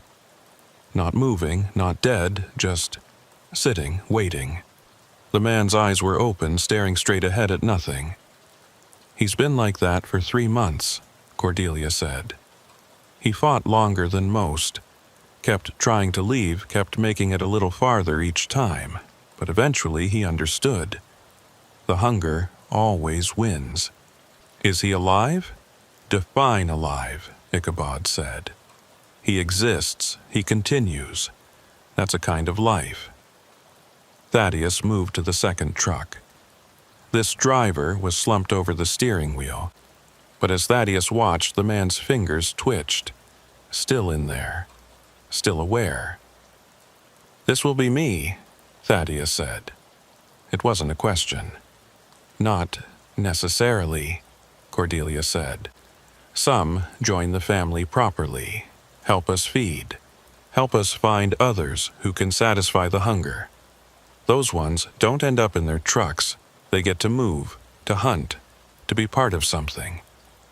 All I have to do is help you hurt others." "Not hurt," Ichabod corrected. "Share. Share the hunger. Spread it. That's all we do. We're not monsters, Mr. Poindexter. We're just hungry. And now, so are you." He was right. The emptiness in Thaddeus's gut was growing, becoming all-consuming. It wasn't just hunger for food. It was hunger for warmth, for connection, for something he couldn't quite name. "Feel it," Ptolemy said, taking Thaddeus's hand. The boy's skin was cold, but somehow that felt normal now. "Feel how empty you are. Feel how much you need." "I need," Thaddeus started, but couldn't finish. What did he need? "You need to feed," Cordelia said. "And to feed, you need to hunt. And to hunt, you need family. I don't want to hurt anyone." "Neither did we," Ichabod said. "But want and need are different things. You'll learn that. Everyone learns that eventually." They led him to the picnic area, where their tent and lantern created a small circle of light. Up close, Thaddeus could see the tent was ancient, full of holes, more suggestion than shelter. The lantern's light was wrong, too. It didn't illuminate so much as emphasize the darkness around it. "Sit," Cordelia said, gesturing to one of the picnic tables. Thaddeus sat. The wood was soft with rot, but it held his weight. "Now," Ichabod said, sitting across from him, "let's discuss how this works. The hunger, it needs to be fed, but not with food. Food doesn't help. We've tried. What it needs is essence, life force, spirit, whatever you want to call it. You're vampires?" "No," Ptolemy laughed. That broken glass sound again. "Vampires drink blood. We take something else, something harder to define. We take the part that makes people want to keep going, keep driving, keep living. We take their momentum. And once it's gone, they become like us," Cordelia said. "Hungry, empty, searching for something to fill the void. Or they become like them," Ichabod added, gesturing to the trucks. "Stuck, unable to move forward, unable to go back, caught between." "Why are you telling me this?" "Because you have a choice," Ichabod said. "You can help us, become truly part of the family, and maintain some measure of mobility. Or you can resist and end up like them. Still hungry, but unable to do anything about it. Some choice." "It's more than we had," Cordelia said bitterly. "The ones who made us, they didn't explain anything. They just took and took until we were empty, then left us to figure it out ourselves. At least we're giving you the courtesy of understanding," Ptolemy added. Thaddeus felt his phone buzz in his pocket. Impossible. There was no signal. He pulled it out. One bar flickering. A text message from a number he didn't recognize. "Get out now. They're not what they seem." The family's expressions changed instantly. Ichabod's empty smile twisted into something predatory. Cordelia's motherly demeanor evaporated like morning mist. Ptolemy's child face rippled, showing something underneath that was definitely not a child. "Who's texting you?" Ichabod demanded, reaching for the phone. Thaddeus pulled it back, but his movements were sluggish, like moving through syrup. Another text appeared. "They're feeding off your fear. The hunger isn't real. Fight it." "Give me the phone," Cordelia said, her voice no longer gentle. "No." A third text. "The trucks aren't real. The drivers aren't there. Look again." Thaddeus turned toward the trucks. For a moment they flickered, there 1 second, gone the next, then back again, like a bad signal on an old television. "Don't look at them," Ptolemy said urgently. "Look at us. Focus on the family." But Thaddeus kept staring at the trucks. The more he concentrated, the more they wavered. Through them, he could see the empty rest area. No vehicles at all except his own truck and the ancient minivan. "It's an illusion," he breathed. "No," Ichabod said, gripping Thaddeus's shoulder. His touch burned cold. "The illusion is thinking you can leave. The illusion is believing you're anything other than ours." Another text. "I'm in the trees. When I signal, run to your truck." Thaddeus scanned the tree line. There, a flash of light. Someone with a flashlight. "Who's out there?" Cordelia hissed, her head swiveling unnaturally far to scan the darkness. "Someone who knows what you are," Thaddeus said, feeling strength return to his limbs. The hunger was still there, but weaker. Manageable. "Impossible," Ichabod said. "No one remembers us. No one escapes to tell." The flashlight flashed 3 times. The signal. Thaddeus ran. He'd never moved so fast in his life. His 53-year-old body suddenly capable of sprinting like he was 20 again. Behind him, the family shrieked. Not human sounds, but something else, like radio static mixed with feedback. His truck was 50 feet away, 40, 30. Ptolemy materialized in front of him. Not ran there, not jumped there, simply appeared. "You can't leave, Mr. Poindexter. You're part of the family now." The boy's face was melting, revealing something underneath that hurt to look at. Too many angles, too many teeth, too much hunger given form. A bottle sailed through the air, smashing against Ptolemy. The liquid inside splashed across him, and where it touched he started smoking. "Gasoline and holy water," a woman's voice shouted. "Move your ass, trucker!" Thaddeus didn't need to be told twice. He dodged around the screaming thing that had been Ptolemy and reached his truck. The engine started on the first try. A woman emerged from the trees, mid-40s, athletic build, carrying what looked like a super soaker. She was backing toward him, spraying arc of liquid at Ichabod and Cordelia, who were advancing but carefully, avoiding the spray. "Get in!" Thaddeus shouted. She dove into the passenger side just as Cordelia lunged. The woman slammed the door, catching Cordelia's fingers. Another inhuman shriek. "Drive! Now!" Thaddeus floored it. The truck lurched forward, tires squealing. In the mirrors, he could see the family standing in the road, watching them go. But this time they weren't following. "Keep driving," the woman said, pulling out a cell phone, a real one with full bars.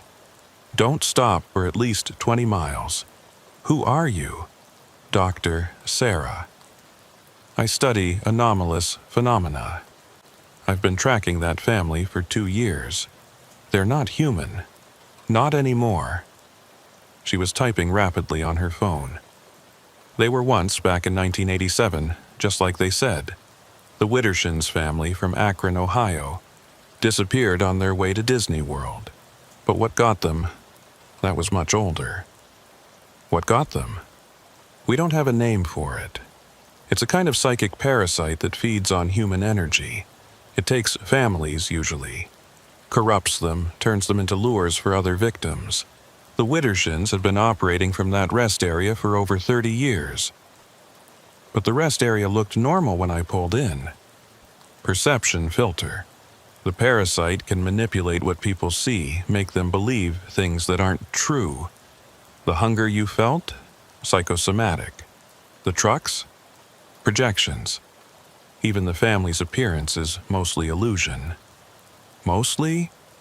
There are physical bodies, or what's left of them. The parasite keeps them animate, but they're essentially puppets. Thaddeus's hands shook on the steering wheel. Those texts. That was you? I've been monitoring that rest area. I have equipment that alerts me when someone stops there at night. I've saved 14 truckers in the past year, but I can't save them all. Why doesn't someone shut it down, close the rest area? Dr. Sarah laughed bitterly. I've tried, filed reports, contacted authorities, but the parasite's influence extends beyond the rest area. People forget, documents disappear, even video evidence becomes corrupted. The only ones who remember are those who've encountered it directly. So it just keeps happening. Yes, unless we find a way to kill the parasite itself, not just its puppets. They drove in silence for several miles. Thaddeus kept checking his mirrors, expecting to see the family following, but the road remained empty. Pull over at the next truck stop, Dr. Sarah said. A real one, with lots of lights and people. 20 minutes later, they were parked at a Flying J, surrounded by other trucks, bathed in sodium lights. Normal, safe. Dr. Sarah pulled out a tablet, showing Thaddeus a map marked with red dots. These are all the locations where similar entities operate. Rest areas, abandoned gas stations, old motels, places where travelers stop, where people are vulnerable. There are more of them?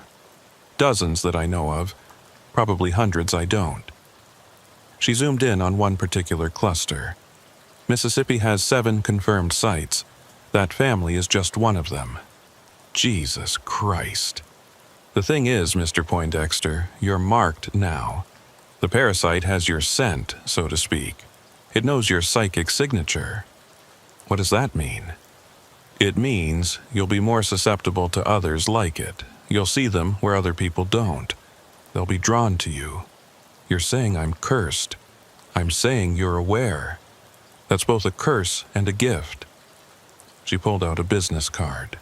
My number. If you encounter anything else, call me, day or night. What am I supposed to do? I'm a trucker. I have to drive these roads. You learn to recognize the signs. The 2 perfect families at rest areas. The helpful strangers who appear at just the right moment. The places where your electronics stop working. The spots where time seems to move differently. And if I recognize them, you keep driving, you don't stop, and you warn others if you can. Thaddeus took the card, noting the string of credentials after her name. You're a real doctor? Psychiatrist originally, until I encountered something like that family 15 years ago. Lost my husband to them, or something like them. Been hunting them ever since. I'm sorry. Don't be. He's not dead. He's like them now, somewhere. I keep hoping I'll find him, find a way to reverse it. But so far, she shrugged. The family said the hunger never goes away. For them, no. But you're not fully turned. The connection was broken before it could complete. You'll feel echoes of it, moments of emptiness, of craving something you can't name. But it will fade. Mostly. Mostly. You'll always be sensitive to them now. You'll feel them before you see them. Consider it an early warning system. Thaddeus's phone buzzed. A text from an unknown number. You can't run forever. Family is family. Dr. Sarah looked at it and frowned. They shouldn't be able to do that, not from this distance. Another text. We're still hungry. Then another. So are you. And he was. Despite everything, despite knowing it wasn't real, Thaddeus felt that gnawing emptiness returning. It's not real, Dr. Sarah said firmly. It's just an echo. Fight it. But the hunger grew stronger. Thaddeus gripped the steering wheel, his knuckles white. Something's wrong, Dr. Sarah said, looking at her equipment. They shouldn't have this much influence unless... She turned to look out the back window of the truck. Oh no. Thaddeus looked in his mirror. A minivan was parked 3 spaces behind them. Old, rusty, with its hood up. They followed us. No, they were already here, waiting. Dr. Sarah grabbed her gear. Mr. Poindexter, we need to move, now. But when Thaddeus tried to start the truck, nothing happened. The engine was dead. They're getting stronger, Dr. Sarah said. Learning. Adapting. Through the windshield, Thaddeus could see them approaching. Not just the Widdershins family, but others.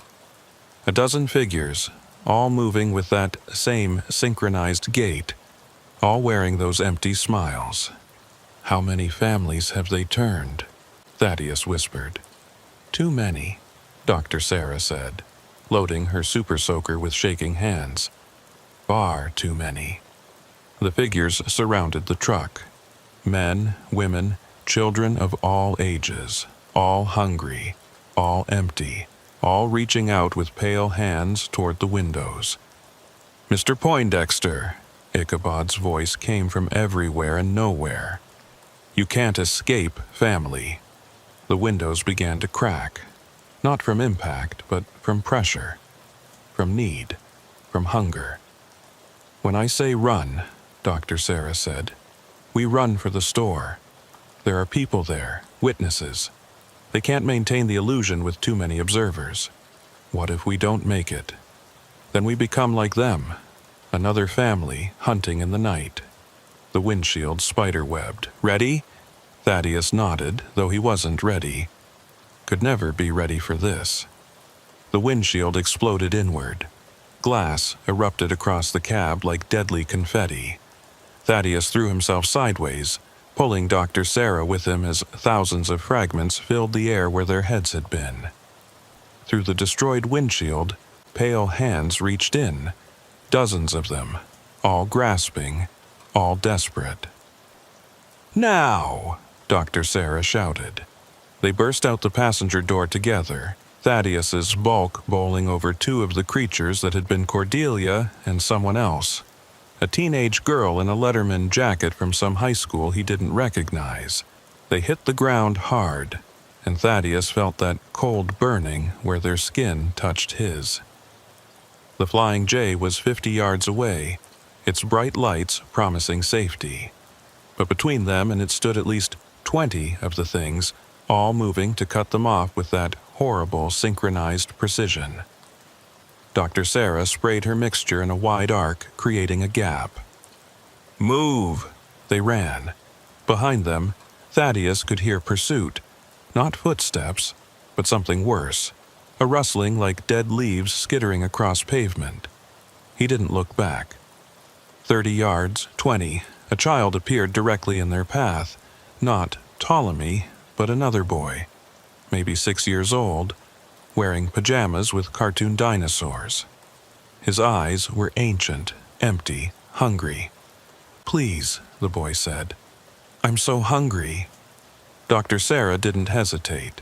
She kicked the child thing square in the chest, sending it flying. It made no sound as it hit the ground, just got back up and kept coming. 10 yards. The automatic doors of the Flying J sensed them and slid open. They dove through, Thaddeus crashing into a display of chips, Dr. Sarah rolling and coming up with her weapon ready. The fluorescent lights inside were harsh, beautiful, real. There were people, normal people. A tired cashier, 2 truckers getting coffee, a family arguing over snack choices. The thing stopped at the threshold. They couldn't cross. Not with so many witnesses. Sir, are you okay? The cashier, a young man with gauges in his ears, was staring at them with concern. Thaddeus realized how they must look, covered in glass fragments, sweating, terrified. There was an accident, Dr. Sarah said smoothly, despite her heavy breathing. Windshield exploded. Defective glass. We're fine, just shaken. Should I call the police? Already done, she lied. We just need a moment. Through the glass doors, Thaddeus could see them. Still there, still waiting. But to everyone else, they were invisible.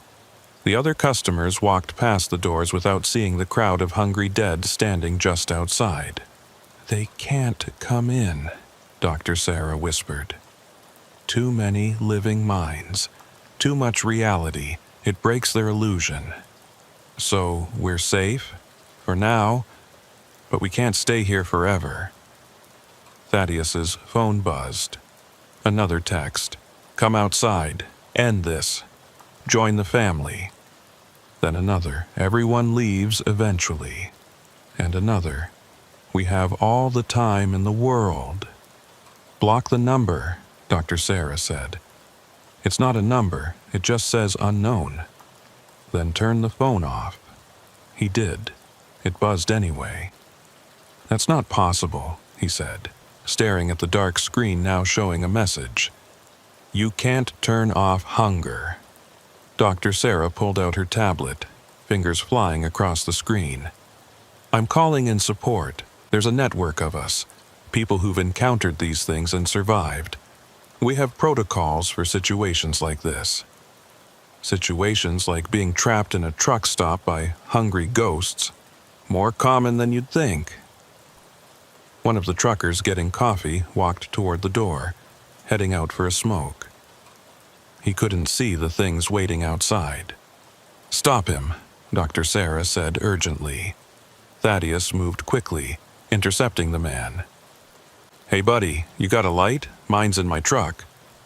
The trucker, an older black man with kind eyes, patted his pockets. Sure, hear you. Through the glass, Thaddeus saw Ichabod's face twist with rage. The thing that had been the Widdershins' patriarch pressed against the glass, and for just a moment, the trucker saw him. Jesus Christ! The trucker stumbled backward, lighter falling from his hand.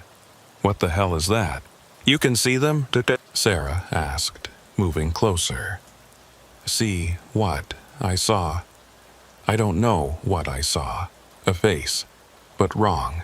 All wrong. You've encountered them before, Dr. Sarah said. It wasn't a question. Maybe not these ones, but something like them. You have the sensitivity.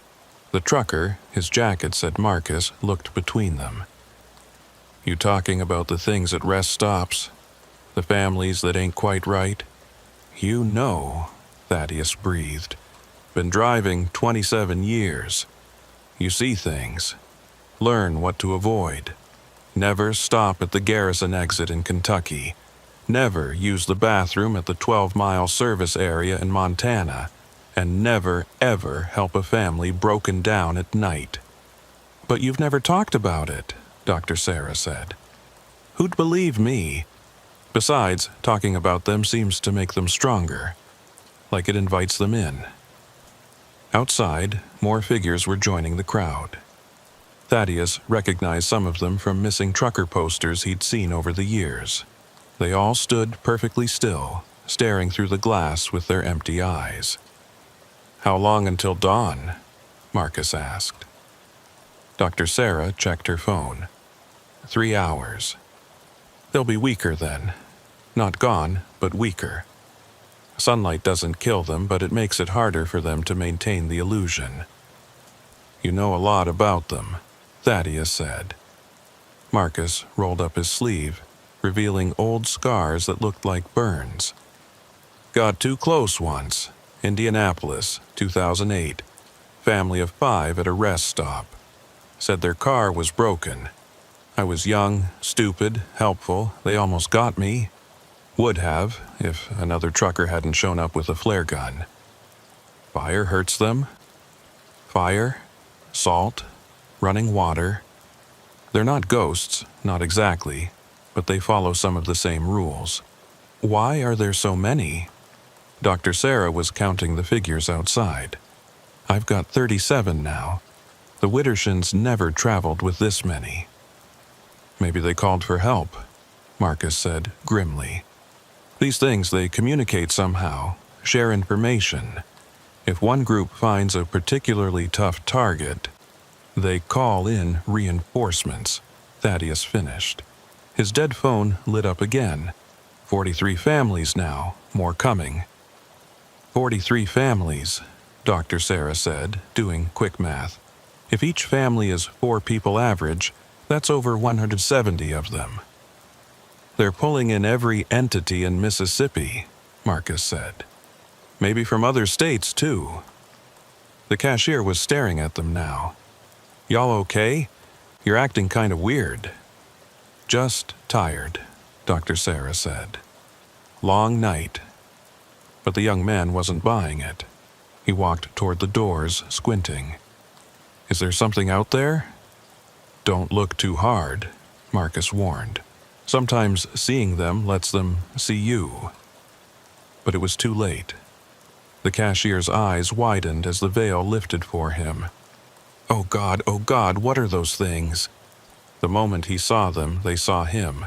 Every head turned in perfect unison to stare at the young man. Get away from the door, Dr. Sarah ordered.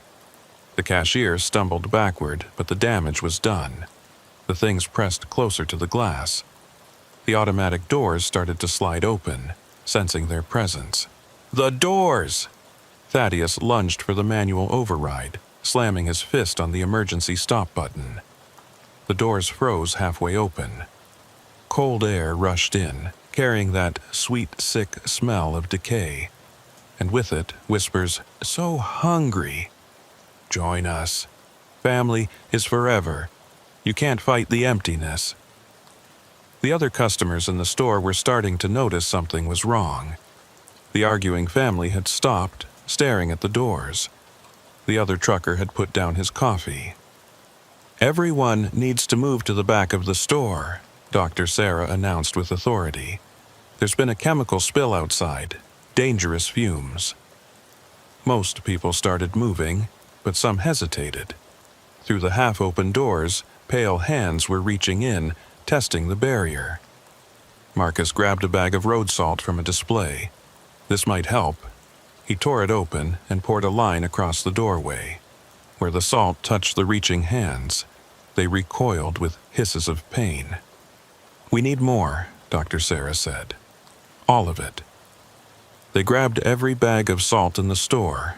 Road salt, table salt, sea salt from the gourmet section. They created a barrier 3 feet deep across the entrance. The things outside moaned in frustration. Thaddeus's phone buzzed again. This time it was a call. The screen showed a picture, the Widdershins' family, but from when they were alive. A normal family photo, probably from that vacation they never completed. Against his better judgment, he answered. Mr. Poindexter. It was Ichabod's voice, but different. Sadder, more human. Please, we just want to go home. You are home. That rest area is your home. No, home is Akron. Home is our little house on Maple Street.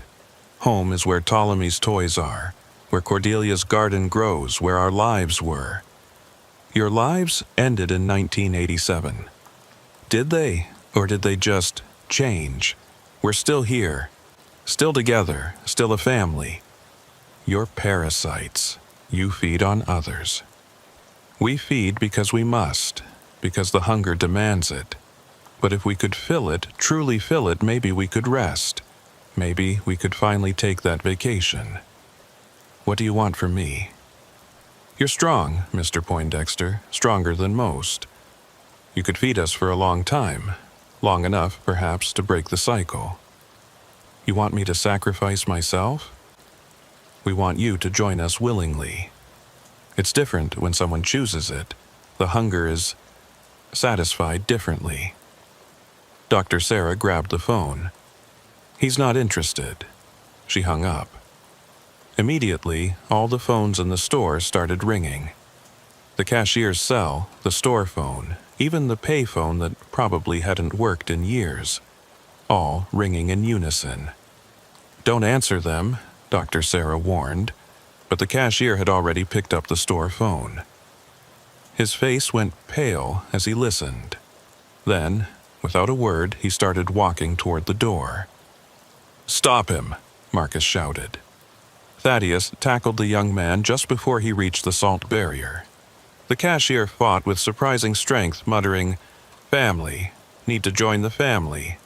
"He's been influenced," Dr. Sarah said. The call created a connection. The other customers were getting agitated. Some were trying to call 911, but their phones weren't working properly. Others were demanding to leave, not understanding why they were being kept inside. "We're going to have a panic soon," Marcus said. Through the doors, Thaddeus saw something that made his blood freeze. Cars were arriving in the parking lot. Dozens of them. All old, all in various states of decay. The vehicles of families that had been taken over the years. "They're all coming," he whispered. "Every one of them in the state." "Maybe more," Dr. Sarah said, watching her tablet. "I'm seeing energy signatures from Louisiana, Alabama, Tennessee. This is unprecedented. They've never gathered in these numbers before. Why now? Why us? Because you escaped twice. That's never happened before. You're an anomaly, and anomalies must be corrected." The fluorescent lights in the store began to flicker. The temperature dropped 10 degrees in seconds. "They're pushing against reality itself," Dr. Sarah said. "This many of them, all focused on one point. They might actually be able to break through. What happens if they do? Then this place becomes like the rest area, a wound in the world where the normal rules don't apply." The salt barrier began to smoke. The crystals were darkening, consumed by some invisible force. "We need another solution," Marcus said. Dr. Sarah was typing frantically on her tablet. "I've sent out an emergency call. Every hunter in 5 states knows what's happening, but help won't arrive in time. Then we fight," Thaddeus said, surprising himself with his determination. "With what? You can't fight hunger with your fists." "No, but you can feed it." They all looked at him. "You said they want me specifically, that I could feed them for a long time. What if I gave them what they wanted?" "That's suicide," Dr. Sarah said flatly. "Is it? Or is it the only way to save everyone else in this store? There has to be another way." But even as she said it, the salt barrier crumbled entirely. The doors slid fully open. The things poured in. The store erupted in chaos. Customers screamed as they finally saw what had been hidden. The pale figures moved through the aisles like a tide, reaching for anyone they could touch. Marcus threw bags of chips and cans of soup, anything he could grab. It didn't hurt them, but it slowed them slightly. Dr. Sarah emptied her super soaker, creating a path of burning, screaming entities, but there were too many. And in the middle of it all stood the Widdershins family, patient as death, waiting for Thaddeus to make his choice. "Mr. Poindexter," Ichabod said, his voice cutting through the chaos, "end this. You know what you have to do." Thaddeus looked around the store. The cashier was pressed against a wall, terrified. The family with children huddled behind the counter.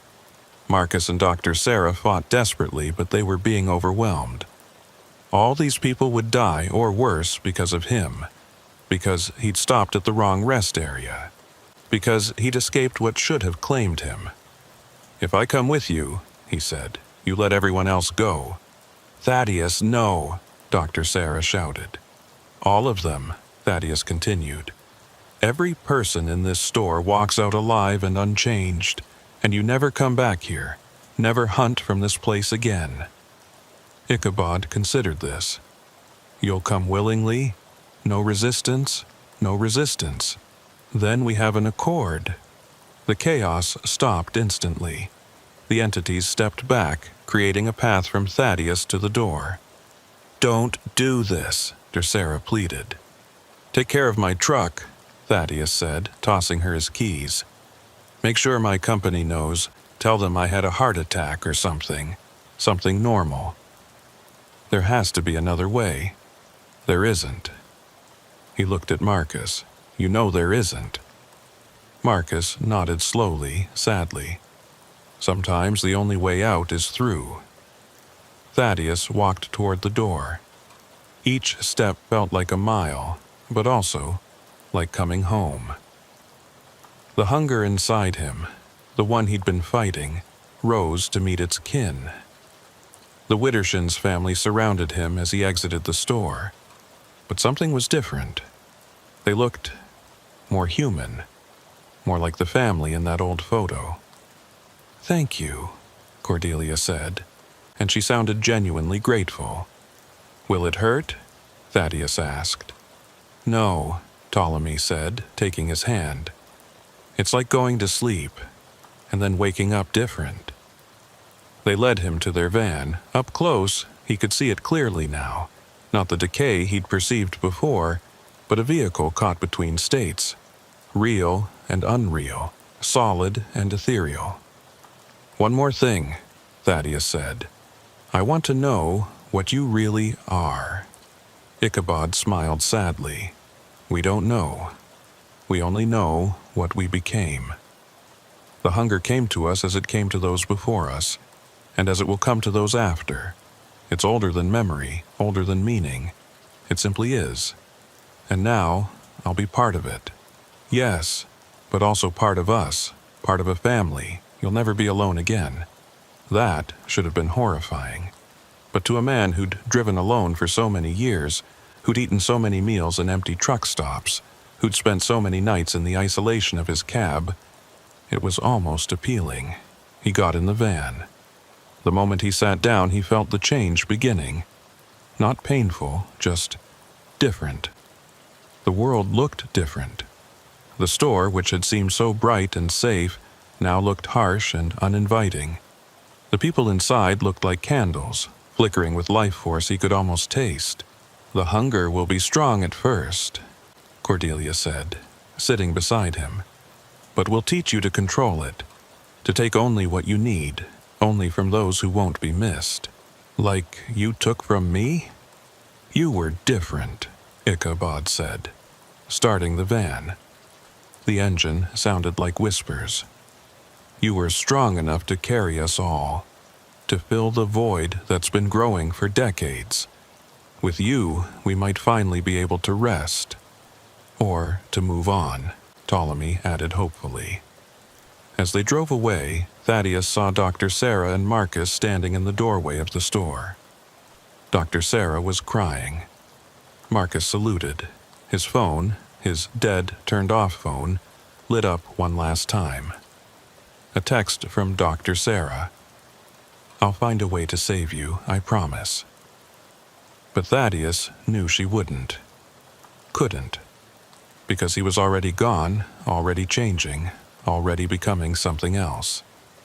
The convoy of dead families followed them out of the parking lot, a funeral procession for his humanity. They drove back toward the rest area, back to the space between spaces where things like them belonged. As the miles passed, Thaddeus felt his old life falling away. His memories became fuzzy, distant. His name started to feel foreign. The hunger grew, but so did something else, a sense of belonging, of purpose. Welcome to the family, the Widdershins said in unison. And despite everything, despite the horror of what he'd become, Thaddeus found himself saying, "Thank you." The rest area appeared ahead, exactly where it always was, where it never was. Home. As they pulled in, Thaddeus saw other truckers already there. Future family members, though they didn't know it yet. One of them, a young woman driving a FedEx truck, was walking toward the restroom. Should we? Cordelia asked. The hunger surged, demanding, relentless. Yes, Thaddeus heard himself say, we should. They got out of the van, moving in perfect synchronization. The woman looked up, saw them, smiled uncertainly. Hi there, Thaddeus said, his voice already taking on that hollow, pleasant tone. Having trouble with your truck? We'd be happy to help. We're like a family here. The woman's smile widened. That's so kind of you. Actually, I could use some help. And so it continued.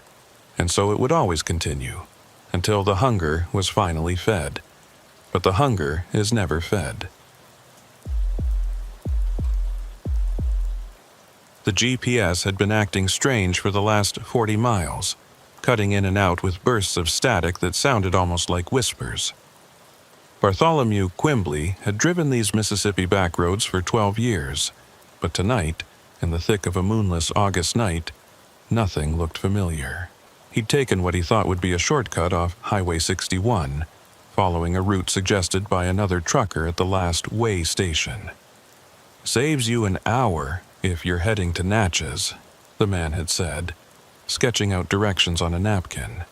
Just follow County Road 427 until you hit the fork, then bear left. But there had been 3 forks so far, and no sign of County Road 427.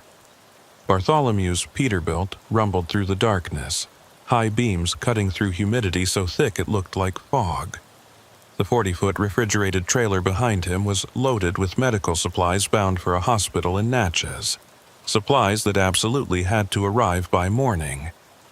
The penalty clause in the contract would bankrupt his small owner-operator business if he failed to deliver on time. At 61 years old, Bartholomew had thought he'd seen everything the road could throw at him.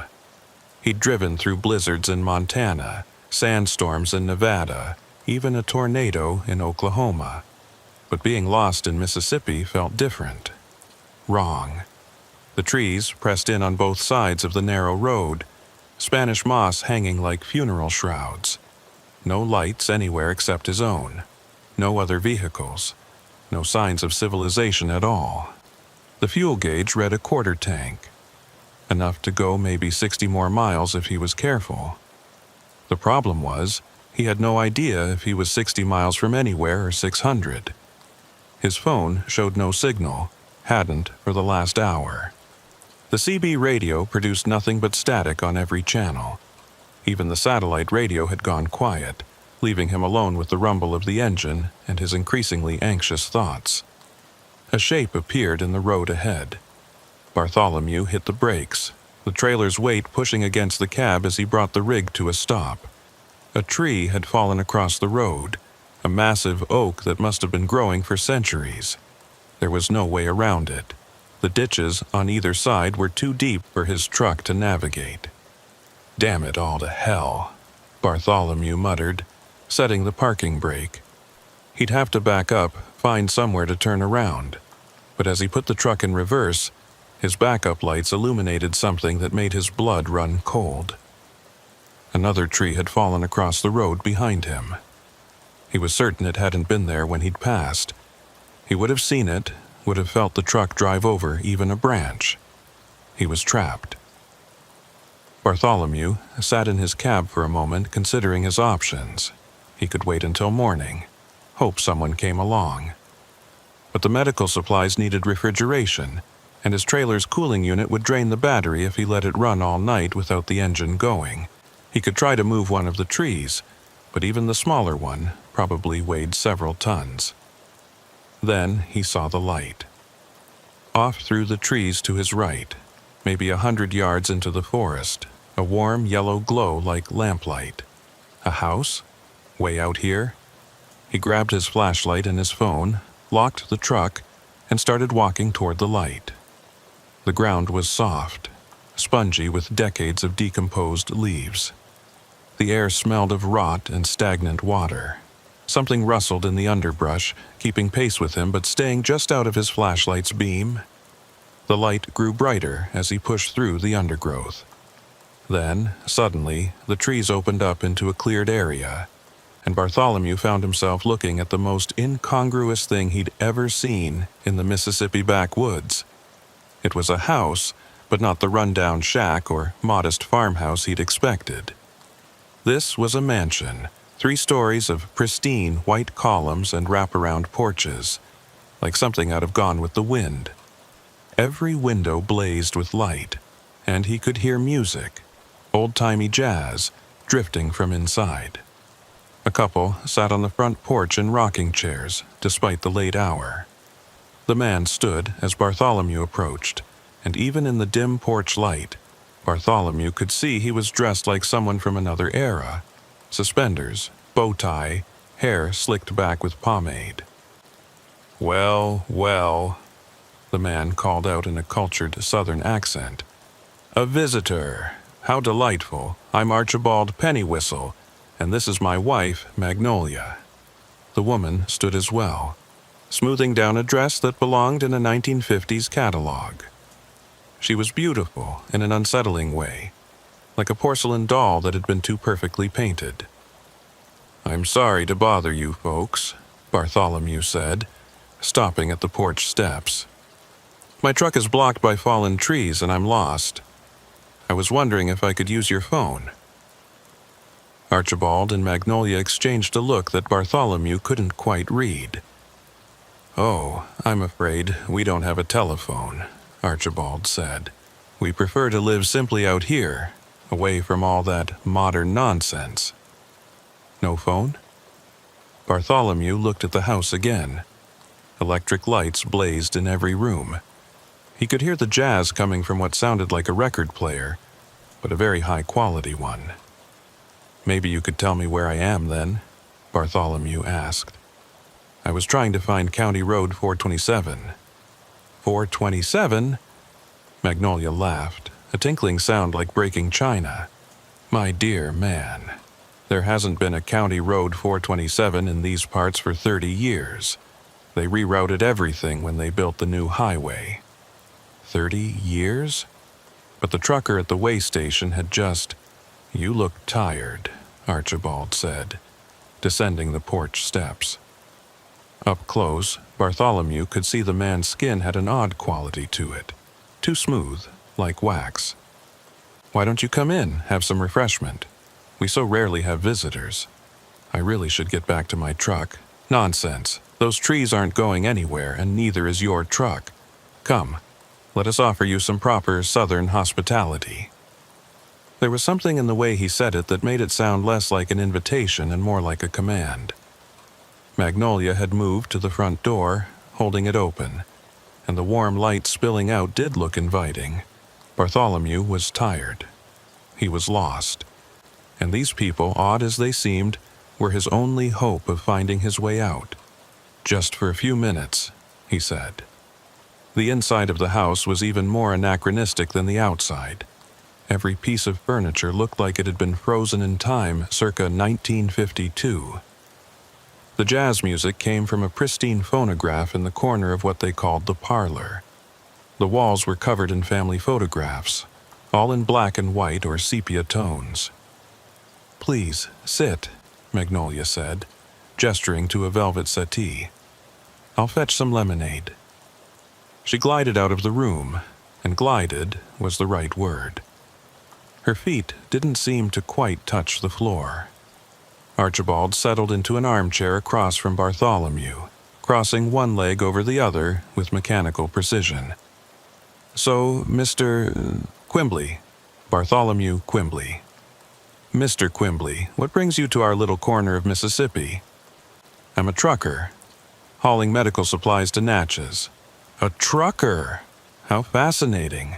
Tell me, what year is it in your profession now?" "What year? What kind of question was that?"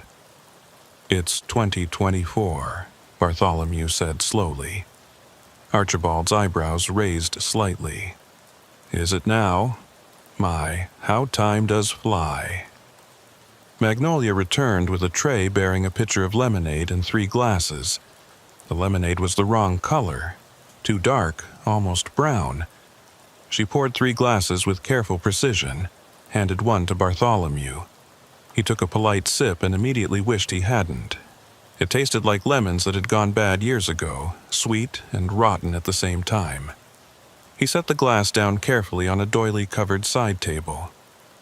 "You have a beautiful home," he said, trying to change the subject. "We've been here a very long time," Magnolia said, settling beside her husband. They moved in perfect synchronization, like dancers following choreography only they could hear. "How long?" "Oh, time is such a relative thing," Archibald said. "Sometimes it feels like yesterday, sometimes like centuries." Bartholomew stood up. Every instinct was screaming at him to leave. "I really should check on my truck. Thank you for the lemonade." "But you haven't asked the important question yet," Magnolia said. "What question?" "How to leave, of course." The temperature in the room seemed to drop 10 degrees. The jazz music slowed, warped, like the record was melting. "The roads around here," Archibald said, standing as well. "They're tricky. They don't always go where you think they will. Don't always take you where you want to go. Sometimes," Magnolia added, also rising, "they bring you exactly where you're meant to be. I'm meant to be in Natchez, with my delivery. Are you, or are you meant to be here with us? We've been waiting for someone like you. Someone like me. Someone strong. Someone with endurance. Someone who can help us with our particular situation." Bartholomew backed toward the door. "I think there's been a misunderstanding. I just need directions." "We all need something, Mr. Quimbley," Archibald said, following him step for step. "You need directions. We need assistance." "With what?" They exchanged that look again, and this time Bartholomew caught what it meant. Hunger. They were looking at him like he was a meal. "You see," Magnolia said, her voice dropping to barely above a whisper, "we've been here so very long, and we're so very tired, but we can't leave, can't rest, can't stop." "Stop what?" "Collecting," Archibald said. The photographs on the walls suddenly made sense. They weren't all of the same family. They were different people, dozens of them, maybe hundreds, all posed in the same positions, in the same rooms, wearing similar clothes, like a collection. "Those are," Bartholomew started. "Our guests," Magnolia finished. "Over the years. So many travelers, lost on these roads. We offer them hospitality. Some accept, some don't." "What happened to them?" "They're still here," Archibald said, and his smile was too wide, showing too many teeth. "Would you like to meet them?" Bartholomew ran. He burst through the front door, leaped off the porch, and ran toward the trees where he'd entered the clearing. Behind him, he heard Archibald and Magnolia laughing. Not the normal laughter of amused hosts, but something else. Something that sounded like wind through a graveyard. The trees seemed denser than before. The path he'd taken vanished. Branches caught at his clothes. Roots tried to trip him. His flashlight flickered and died, leaving him to stumble through the darkness guided only by the faint glow of his truck's marker lights in the distance. When he finally broke through to the road, he saw something that made him stop dead in his tracks. The fallen trees were gone. The road was clear in both directions. But his truck was different. Older, covered in rust and moss like it had been sitting there for years. The trailer's refrigeration unit was silent, dark. The tires were flat, rotted. "That's not possible," he whispered. "Time is such a relative thing." He spun around. Archibald and Magnolia stood at the edge of the forest, still in their perfect clothes, still wearing their perfect smiles. "Your truck has been here for quite some time," Magnolia said. "Though, I suppose it's only been a few minutes for you." "That's not my truck." "Isn't it? Check the registration." Check the cargo." Against his better judgment, Bartholomew approached the cab. The door creaked open on rusty hinges. Inside, scattered on the seat, were his possessions: his logbook, his sunglasses, his coffee mug. But they were aged, faded, covered in dust. The logbook's last entry was dated August 15th, 2024. Today's date? No, today's date was August 15th, 2024. "How long?" he asked, not turning around. 3 years, Archibald said. "You've been our guest for 3 years." "That's impossible. I just got here." "You just got here. You've been here for 3 years. Both are true. Time doesn't work quite right around our house." Bartholomew's phone, dead for so long, suddenly lit up. Dozens of messages flooded in. Missed calls, texts, voicemails, all dated over the course of 3 years. His company wondering where he was. His sister filing a missing person report. His ex-wife calling to say she was sorry about their last fight. "Please come home. This is a trick." "The only trick," Magnolia said, moving closer, "is thinking time moves the same for everyone. You entered our house. You drank our lemonade. You became part of our collection, even if just for a moment." "Then let me go." "Oh, we will," Archibald said.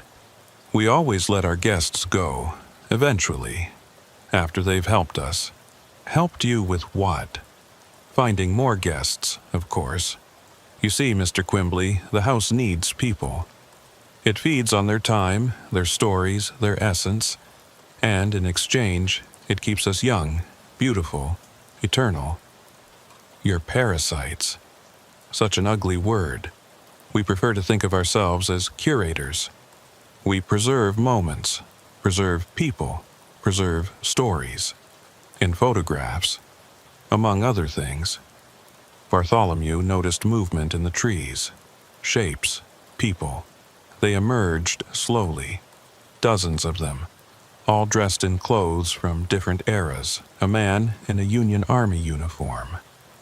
A woman in a 1920s flapper dress. A teenager in a Letterman jacket from the 1960s.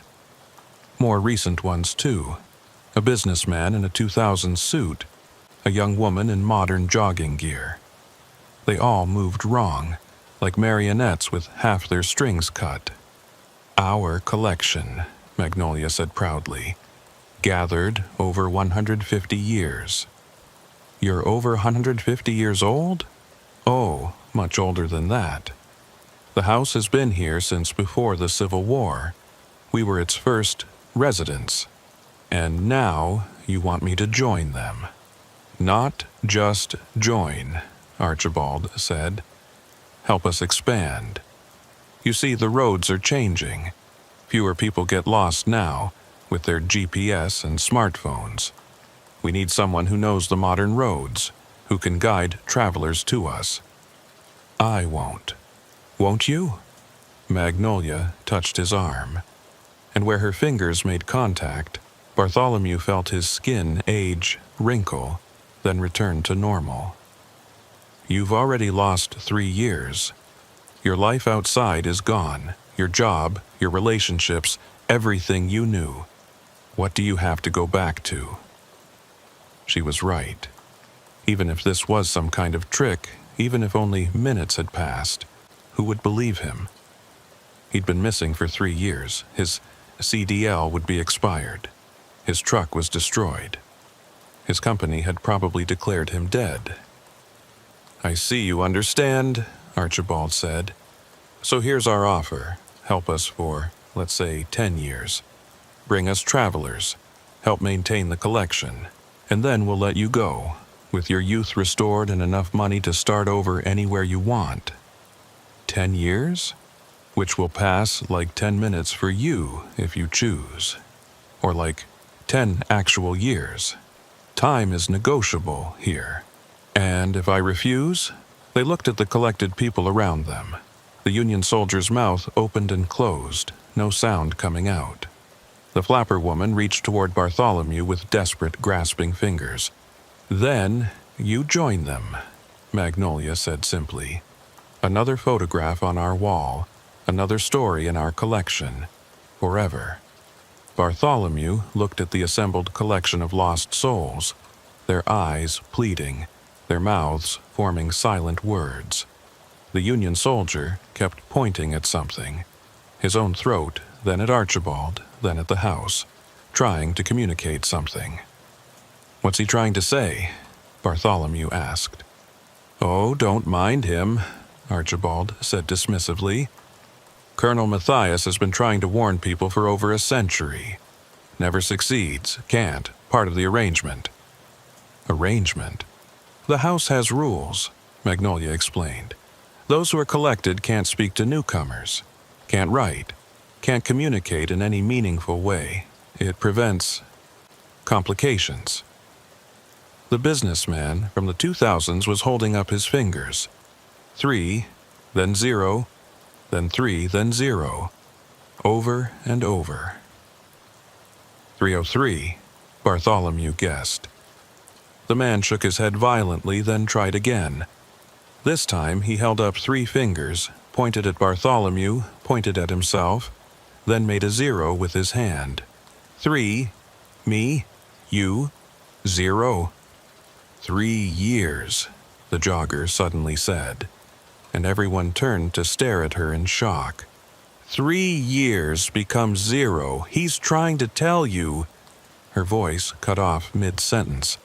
Archibald had raised his hand, and she froze completely, like someone had hit pause on a video.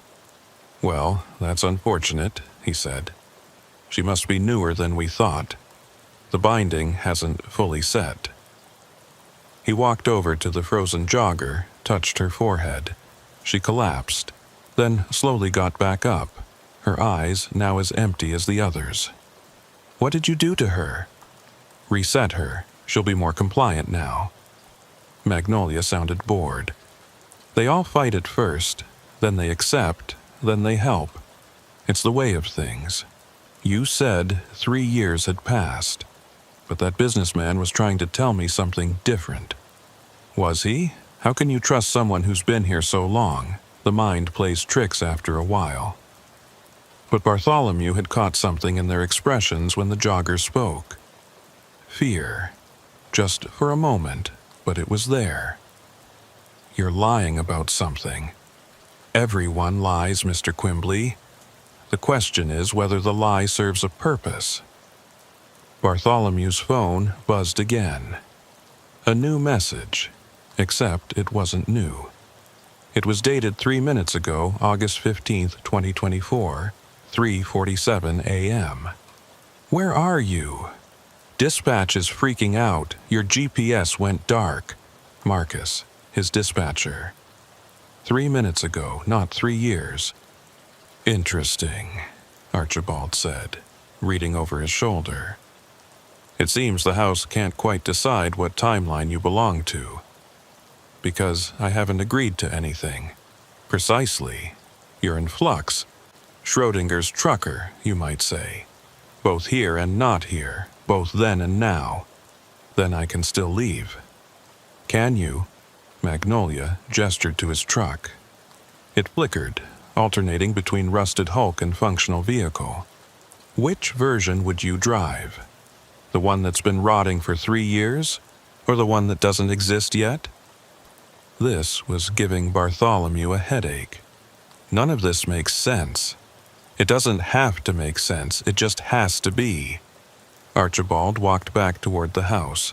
"Come, let us show you something that might clarify matters."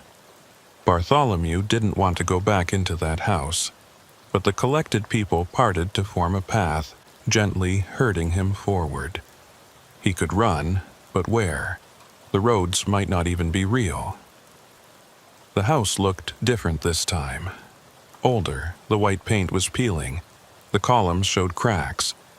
Inside, the pristine 1950s furniture was interspersed with items from other eras: a Victorian fainting couch, a medieval tapestry, a flat-screen TV that looked brand new. The house exists in all times simultaneously, Magnolia explained. We've simply learned to navigate it. They led him upstairs, down a hallway that was much longer than the house's exterior dimensions should have allowed. Doors lined both sides, each marked with a year. 1863, 1919, 1955, 1987, 2001, 2020. Each room is a moment, Archibald said. A captured piece of time when someone joined our collection. He opened the door, marked 2021. Inside, Bartholomew could see the jogger. Not the empty-eyed puppet from outside, but the real her, frozen mid-scream as she realized what was happening. The room around her was a perfect snapshot of the moment. Leaves falling outside the window suspended in mid-air. A bird frozen mid-flight.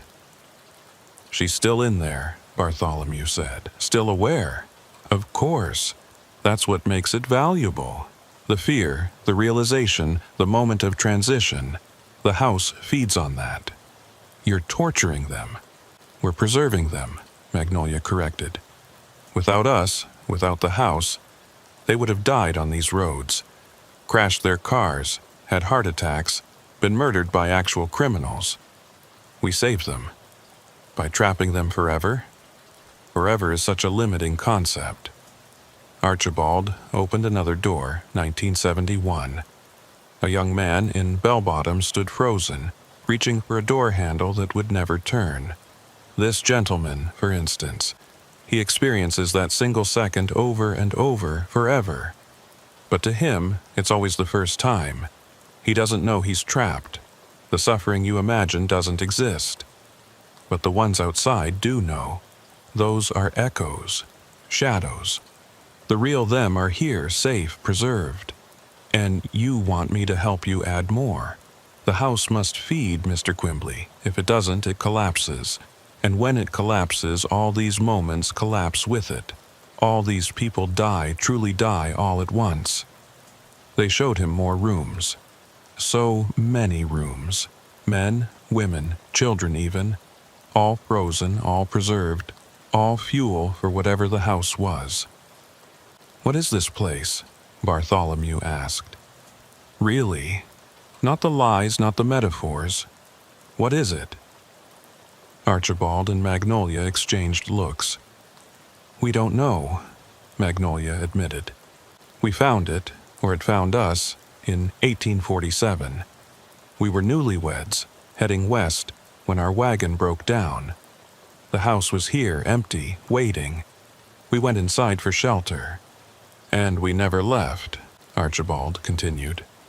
Couldn't leave. The house wouldn't let us, but it offered us a deal. Feed it and live forever. Refuse and become like them. So you chose to become monsters. We chose to survive. Anyone would. I wouldn't. Wouldn't you? Magnolia opened a door at the end of the hall. Unlike the others, it had no year marked on it. Look, inside was Bartholomew, or a version of him. Older, grayer, sitting in a rocking chair on a porch that looked exactly like the one downstairs. He was smiling, watching as another lost traveler approached the house. That's one possible future, Archibald said. You, having accepted our offer, having lived here for 20 years, helping us, happy in your way. That's not me, not yet. Magnolia opened another unmarked door. This one showed Bartholomew frozen like the others, caught in a moment of pure terror. And that's another possibility. You having refused, preserved forever in that single instant of realization. You're showing me these to scare me into agreeing. We're showing you these because they already exist. The house experiences all time simultaneously, remember? Every possible outcome has already happened. We're just waiting to see which one you'll choose. Bartholomew's phone rang. An impossible call, Given there was no signal, he answered it. "Bartholomew." It was his own voice, old and tired. "Listen to me. Don't trust them, but don't refuse them either. There's a third option." "Who is this?" "You." "From a timeline where I figured it out. The house has rules. It can only take what's freely given or forcibly refused. But if you neither accept nor reject..." The call cut off. Archibald was staring at the phone with genuine surprise. That shouldn't be possible. Seems like a lot of impossible things are happening tonight. "The house is confused by you," Magnolia said, and for the first time she sounded worried. "You're not reacting as the others did. Maybe because I'm different. Or maybe," said a new voice, "because he's not alone." They all turned. A woman stood in the hallway, though she hadn't been there a moment before. Middle-aged, wearing modern clothes, carrying what looked like a modified CB radio. "Impossible," Archibald said. "No one can enter the house without invitation." "I didn't enter," the woman said. "I've been here all along. Room 1987. She looked at Bartholomew. "Dr. Rebecca Morrison, parapsychologist. I've been studying this place from the inside for 37 years, or 3 minutes times funny here. You're one of the collected?"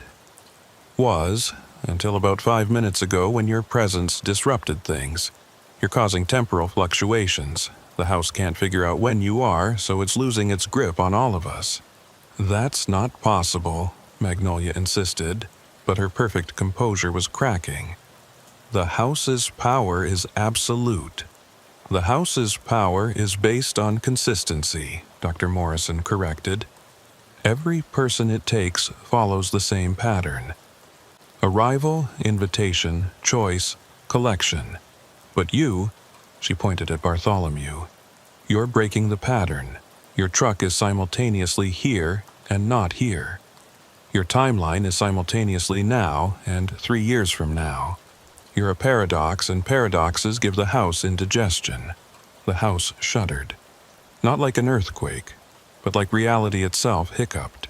For a moment, Bartholomew saw through the walls, saw all the rooms at once, all the trapped souls, all the possible futures and pasts bleeding together. "Stop it," Archibald commanded. "You're destroying everything." "Good," Dr. Morrison said. She turned a dial on her device and static filled the air, but not random static. It had a pattern, a frequency. "This is a temporal disruption signal. I've been building it piece by piece every time the house let me have a moment of awareness. It's designed to amplify paradoxes." The hallway stretched and compressed. Doors opened and slammed shut. The collected souls from outside began appearing in the hallway, their eyes gradually becoming less empty. "If the house collapses, everyone dies," Magnolia screamed, "including you." "Maybe," Dr. Morrison said. "Or maybe we all go free. Only one way to find out." She cranked the dial higher. The static became a shriek. The house's lights flickered between gas lamps, candles, electric bulbs, and LED strips. Time was coming apart at the seams. "Choose!" Archibald grabbed Bartholomew. "Accept or refuse. Either one. Just choose and end this." But Bartholomew remembered the phone call, his own voice telling him there was a third option. "I choose neither," he said. The house went silent. Completely, utterly silent. Even the static stopped.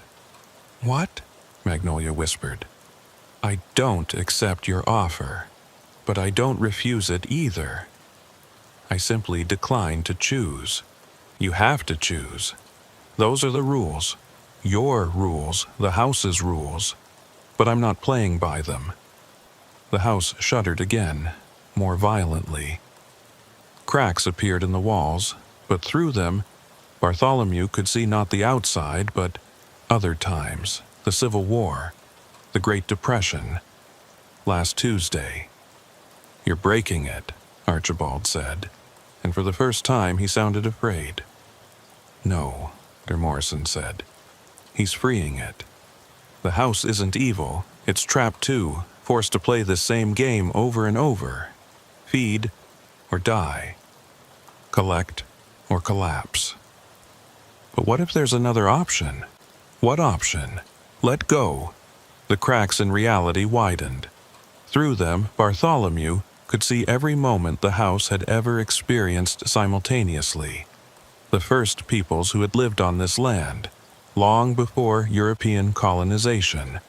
Spanish explorers in the 1500s. French settlers. The plantation that had stood here before the house. The house's construction in 1842. The fire that destroyed it in 1863. Its rebuilding, its abandonment, its rediscovery by Archibald and Magnolia. "This is wrong," he said suddenly. "You said you found the house in 1847, but it wasn't built until 1842.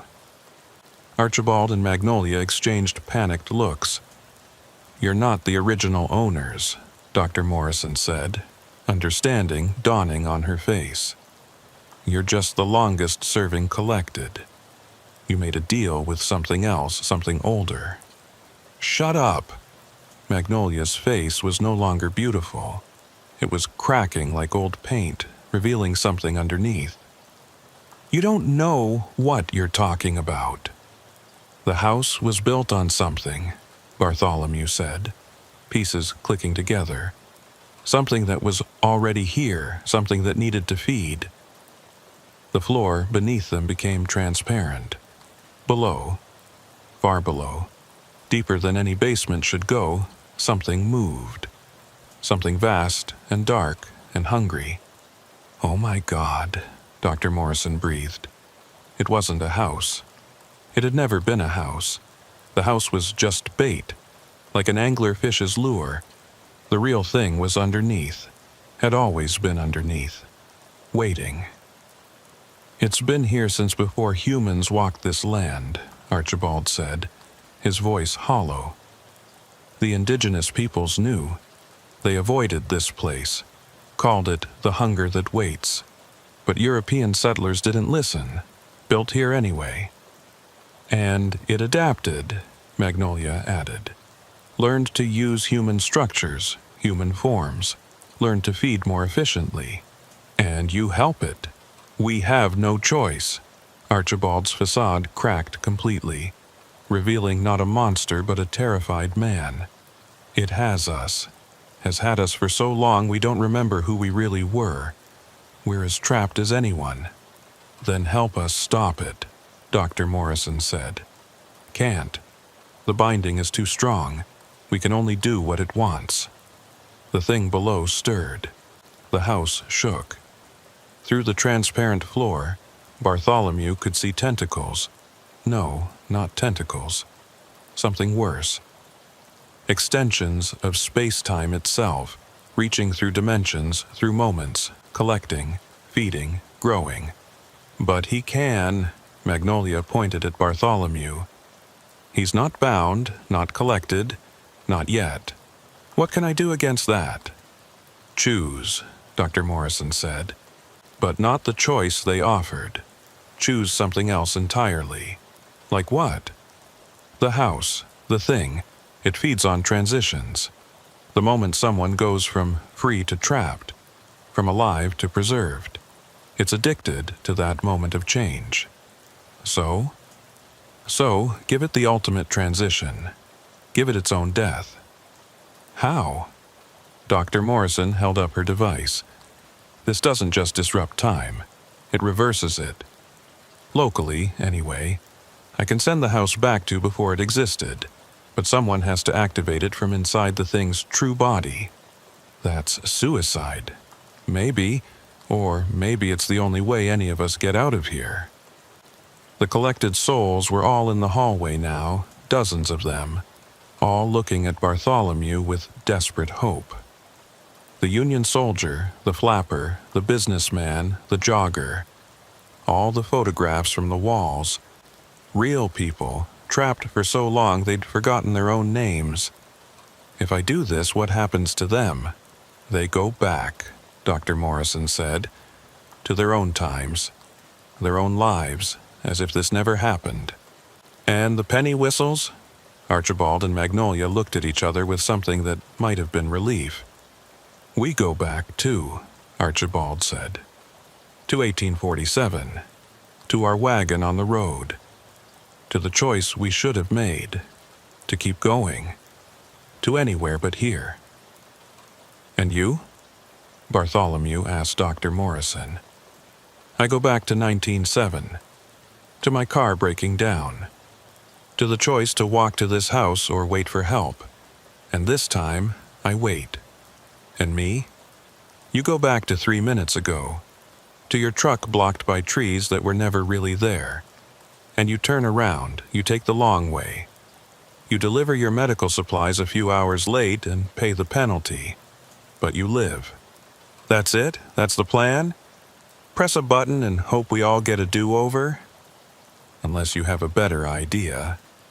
The thing below roared, not with sound but with pure hunger.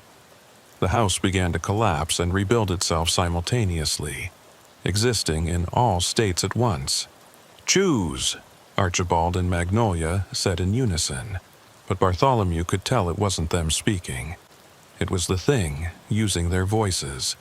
Choose now or be consumed.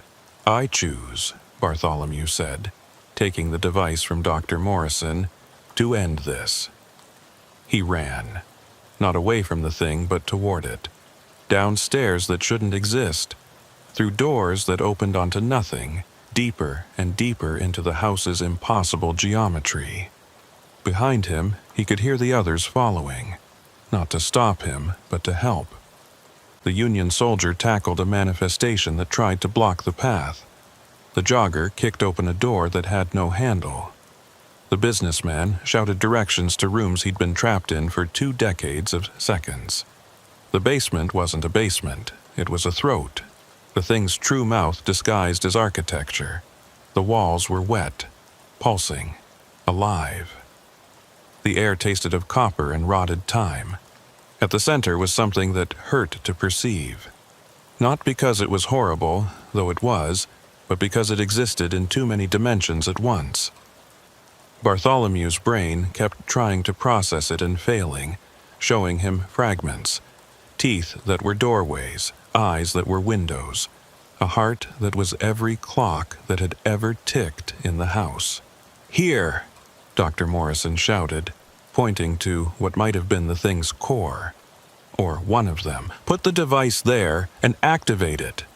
Bartholomew fought his way forward. The thing's defenses were more conceptual than physical. Suddenly, he was 5 years old, lost in a shopping mall. Then he was 17, watching his father die. Then he was 30, signing divorce papers. Every moment of loss and fear and transition in his life weaponized against him. But he kept moving. Because behind him were people who had endured worse for longer. The colonel had been trapped since 1863. The flapper since 1923. They had suffered decades, centuries. He could handle a few more minutes. He reached the core, placed the device. His finger hovered over the activation button. Wait. Magnolia's voice, but really Magnolia this time, not the thing. If you do this, if you reverse it all, we won't remember. None of us will. We'll be saved, but we won't know we were saved. Is that bad? Those who don't remember history are doomed to repeat it. Someone else will build here. Someone else will feed it. She was right. If they all forgot, if this was erased, the thing would just wait for the next victims. Unless, Dr. Morrison said, someone remembers. Someone outside the effect. How? Your truck. It's been in temporal flux this whole time, existing both here and not here. If you activate the device from inside your truck's cab, you might remain partially outside the effect, you might remember. Might? Or you might be torn between timelines and cease to exist. I don't know. The thing roared again. The house was coming apart faster now. Walls became ceilings, became floors, became nothing. "Do it!" Archibald shouted. "Whatever you're going to do it now!" Bartholomew ran again, up from the basement throat, through the dissolving house out to his truck. It was solid now, real, his anchor to the present. He climbed in, still holding the device. Through the windshield he could see everyone. All the collected souls standing in a circle around the truck, holding hands, protecting him, buying him time. He looked at the device, such a small thing to end such a vast horror. He pressed the button. Reality screamed. Then, Bartholomew jerked awake in his truck's cab. The engine was running. The dashboard clock read 3:44 a.m., August 15th, 2024. Through the windshield he could see the road ahead, clear and empty. No fallen trees, no obstacle at all. His phone buzzed. "Where are you?" Marcus texted. "GPS shows you stopped." Bartholomew looked around. He was on a small pull-off on a back road. Why had he stopped? He couldn't remember. Something about trees? A house? He shook his head, trying to clear the fog. He'd been driving for too long, that was all. Microsleep, dangerous. He pulled back onto the road, checking his GPS. He was only 40 miles from Natchez. He'd make his delivery on time after all. As he drove, he noticed something in his cup holder. A piece of paper, folded and worn. He didn't remember putting it there. At the next red light, he unfolded it. It was a note in his own handwriting. "The Penny Whistle house is real. County Road 427 doesn't exist. If you see the lights through the trees, don't stop. The thing below is still hungry, still waiting. Remember, someone has to remember." Below that, in different handwriting, "Thank you. Archibald and Magnolia. Penny Whistle, 1847. And below that, in yet another hand, "The device is under your seat, just in case. Dr. Rebecca Morrison, 1987. Bartholomew reached under his seat. His fingers found something metal, covered in dials and switches he didn't understand. He pulled over again, his hands shaking. Memories flooded back and not all of them, but enough. The house, the thing, the collected souls, the choice he'd made. He looked back at the road he'd just driven. In his mirrors he could see lights through the trees. Warm, inviting lights from a house that shouldn't exist. As he watched, a car slowed down. Its driver probably lost, probably tired, probably thinking how nice it would be to ask for directions. Bartholomew grabbed his CB radio, tuning to channel 19. "Breaker, breaker, this is Quimbley. Anyone southbound on the old highway near mile marker 47, do not, repeat, do not, stop at the house with the lights. Take the long way around." 10-4, Quimbley, came a voice.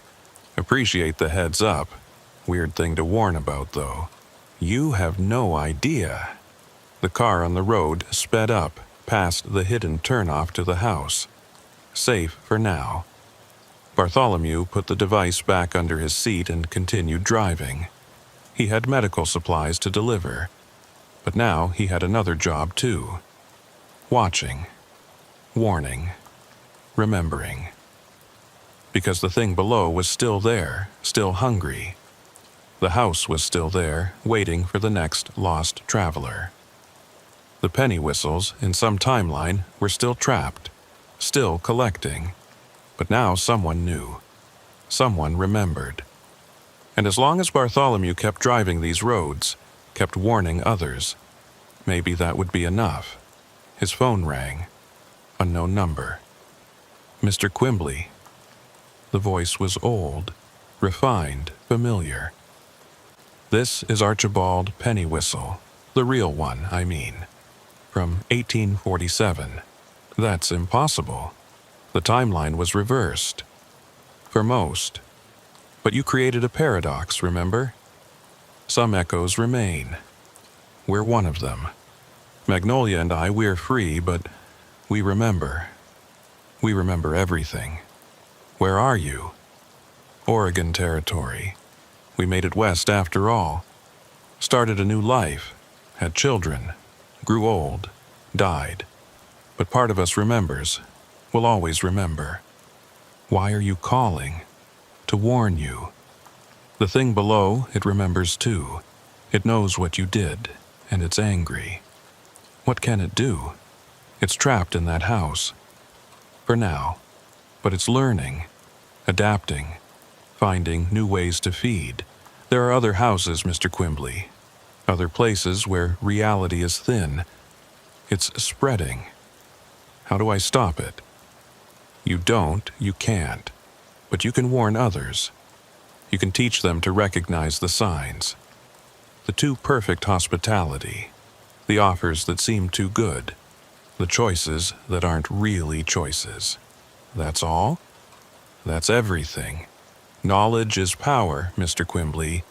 And now you have knowledge most people don't. Use it. The call ended. Bartholomew drove in silence for a while, processing everything. Then he noticed something. Other trucks on the CB were talking, and their conversation was strange. Yeah, pulled into this rest stop near Biloxi. Family there, acting real friendly. Too friendly, you know. 10-4. Same thing happened to me in Arkansas. Couple with a broken-down van. Something felt off. Brothers, if it feels wrong, it probably is. Keep rolling. They knew. Maybe not the details, maybe not the whole truth, but truckers were talking, warning each other. The network of knowledge was spreading. Bartholomew smiled grimly. The thing below might be ancient, might be vast, might be hungry. But humanity's greatest weapon had always been communication. Stories. Warnings passed from driver to driver, generation to generation. He reached for his CB again. This is Quimbley with a public service announcement. Going to tell y'all a story about a house that shouldn't exist, and the thing that lives beneath it. Some of you might think I'm crazy. That's fine. But if even one of you remembers this story when you see those lights through the trees, if even one of you keeps driving instead of stopping, then it's worth it. He started talking, telling the story of the penny whistle house.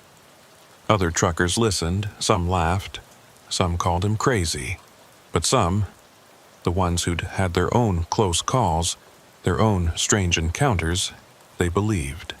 Miles passed. The story spread. CB to CB, truck stop to truck stop, driver to driver. The modern version of an ancient tradition, sitting around the fire warning about the dangers in the dark. Bartholomew delivered his medical supplies with 2 minutes to spare. As he was signing the paperwork, the receiving clerk said, "Heard a weird story on the CB coming in. Something about a house that collects people?" "Just trucker talk," Bartholomew said. "You know how it is. Long hours, dark roads, imagination runs wild." "Yeah, but still, makes you think. My cousin disappeared on these roads few years back. They found his truck, but never him." "Where?" "Old highway, near mile marker 47. Bartholomew's blood chilled. "Your cousin, what was his name?" "Robert, why?" He thought of the businessman in the 2000 suit desperately trying to communicate. "No reason, just, if you ever drive that stretch, don't stop, no matter what you see." The clerk laughed nervously. "You really believe that story?" "I believe in being careful. These roads, they're older than we think, and some things are older still." He left the clerk with that thought and headed back to his truck.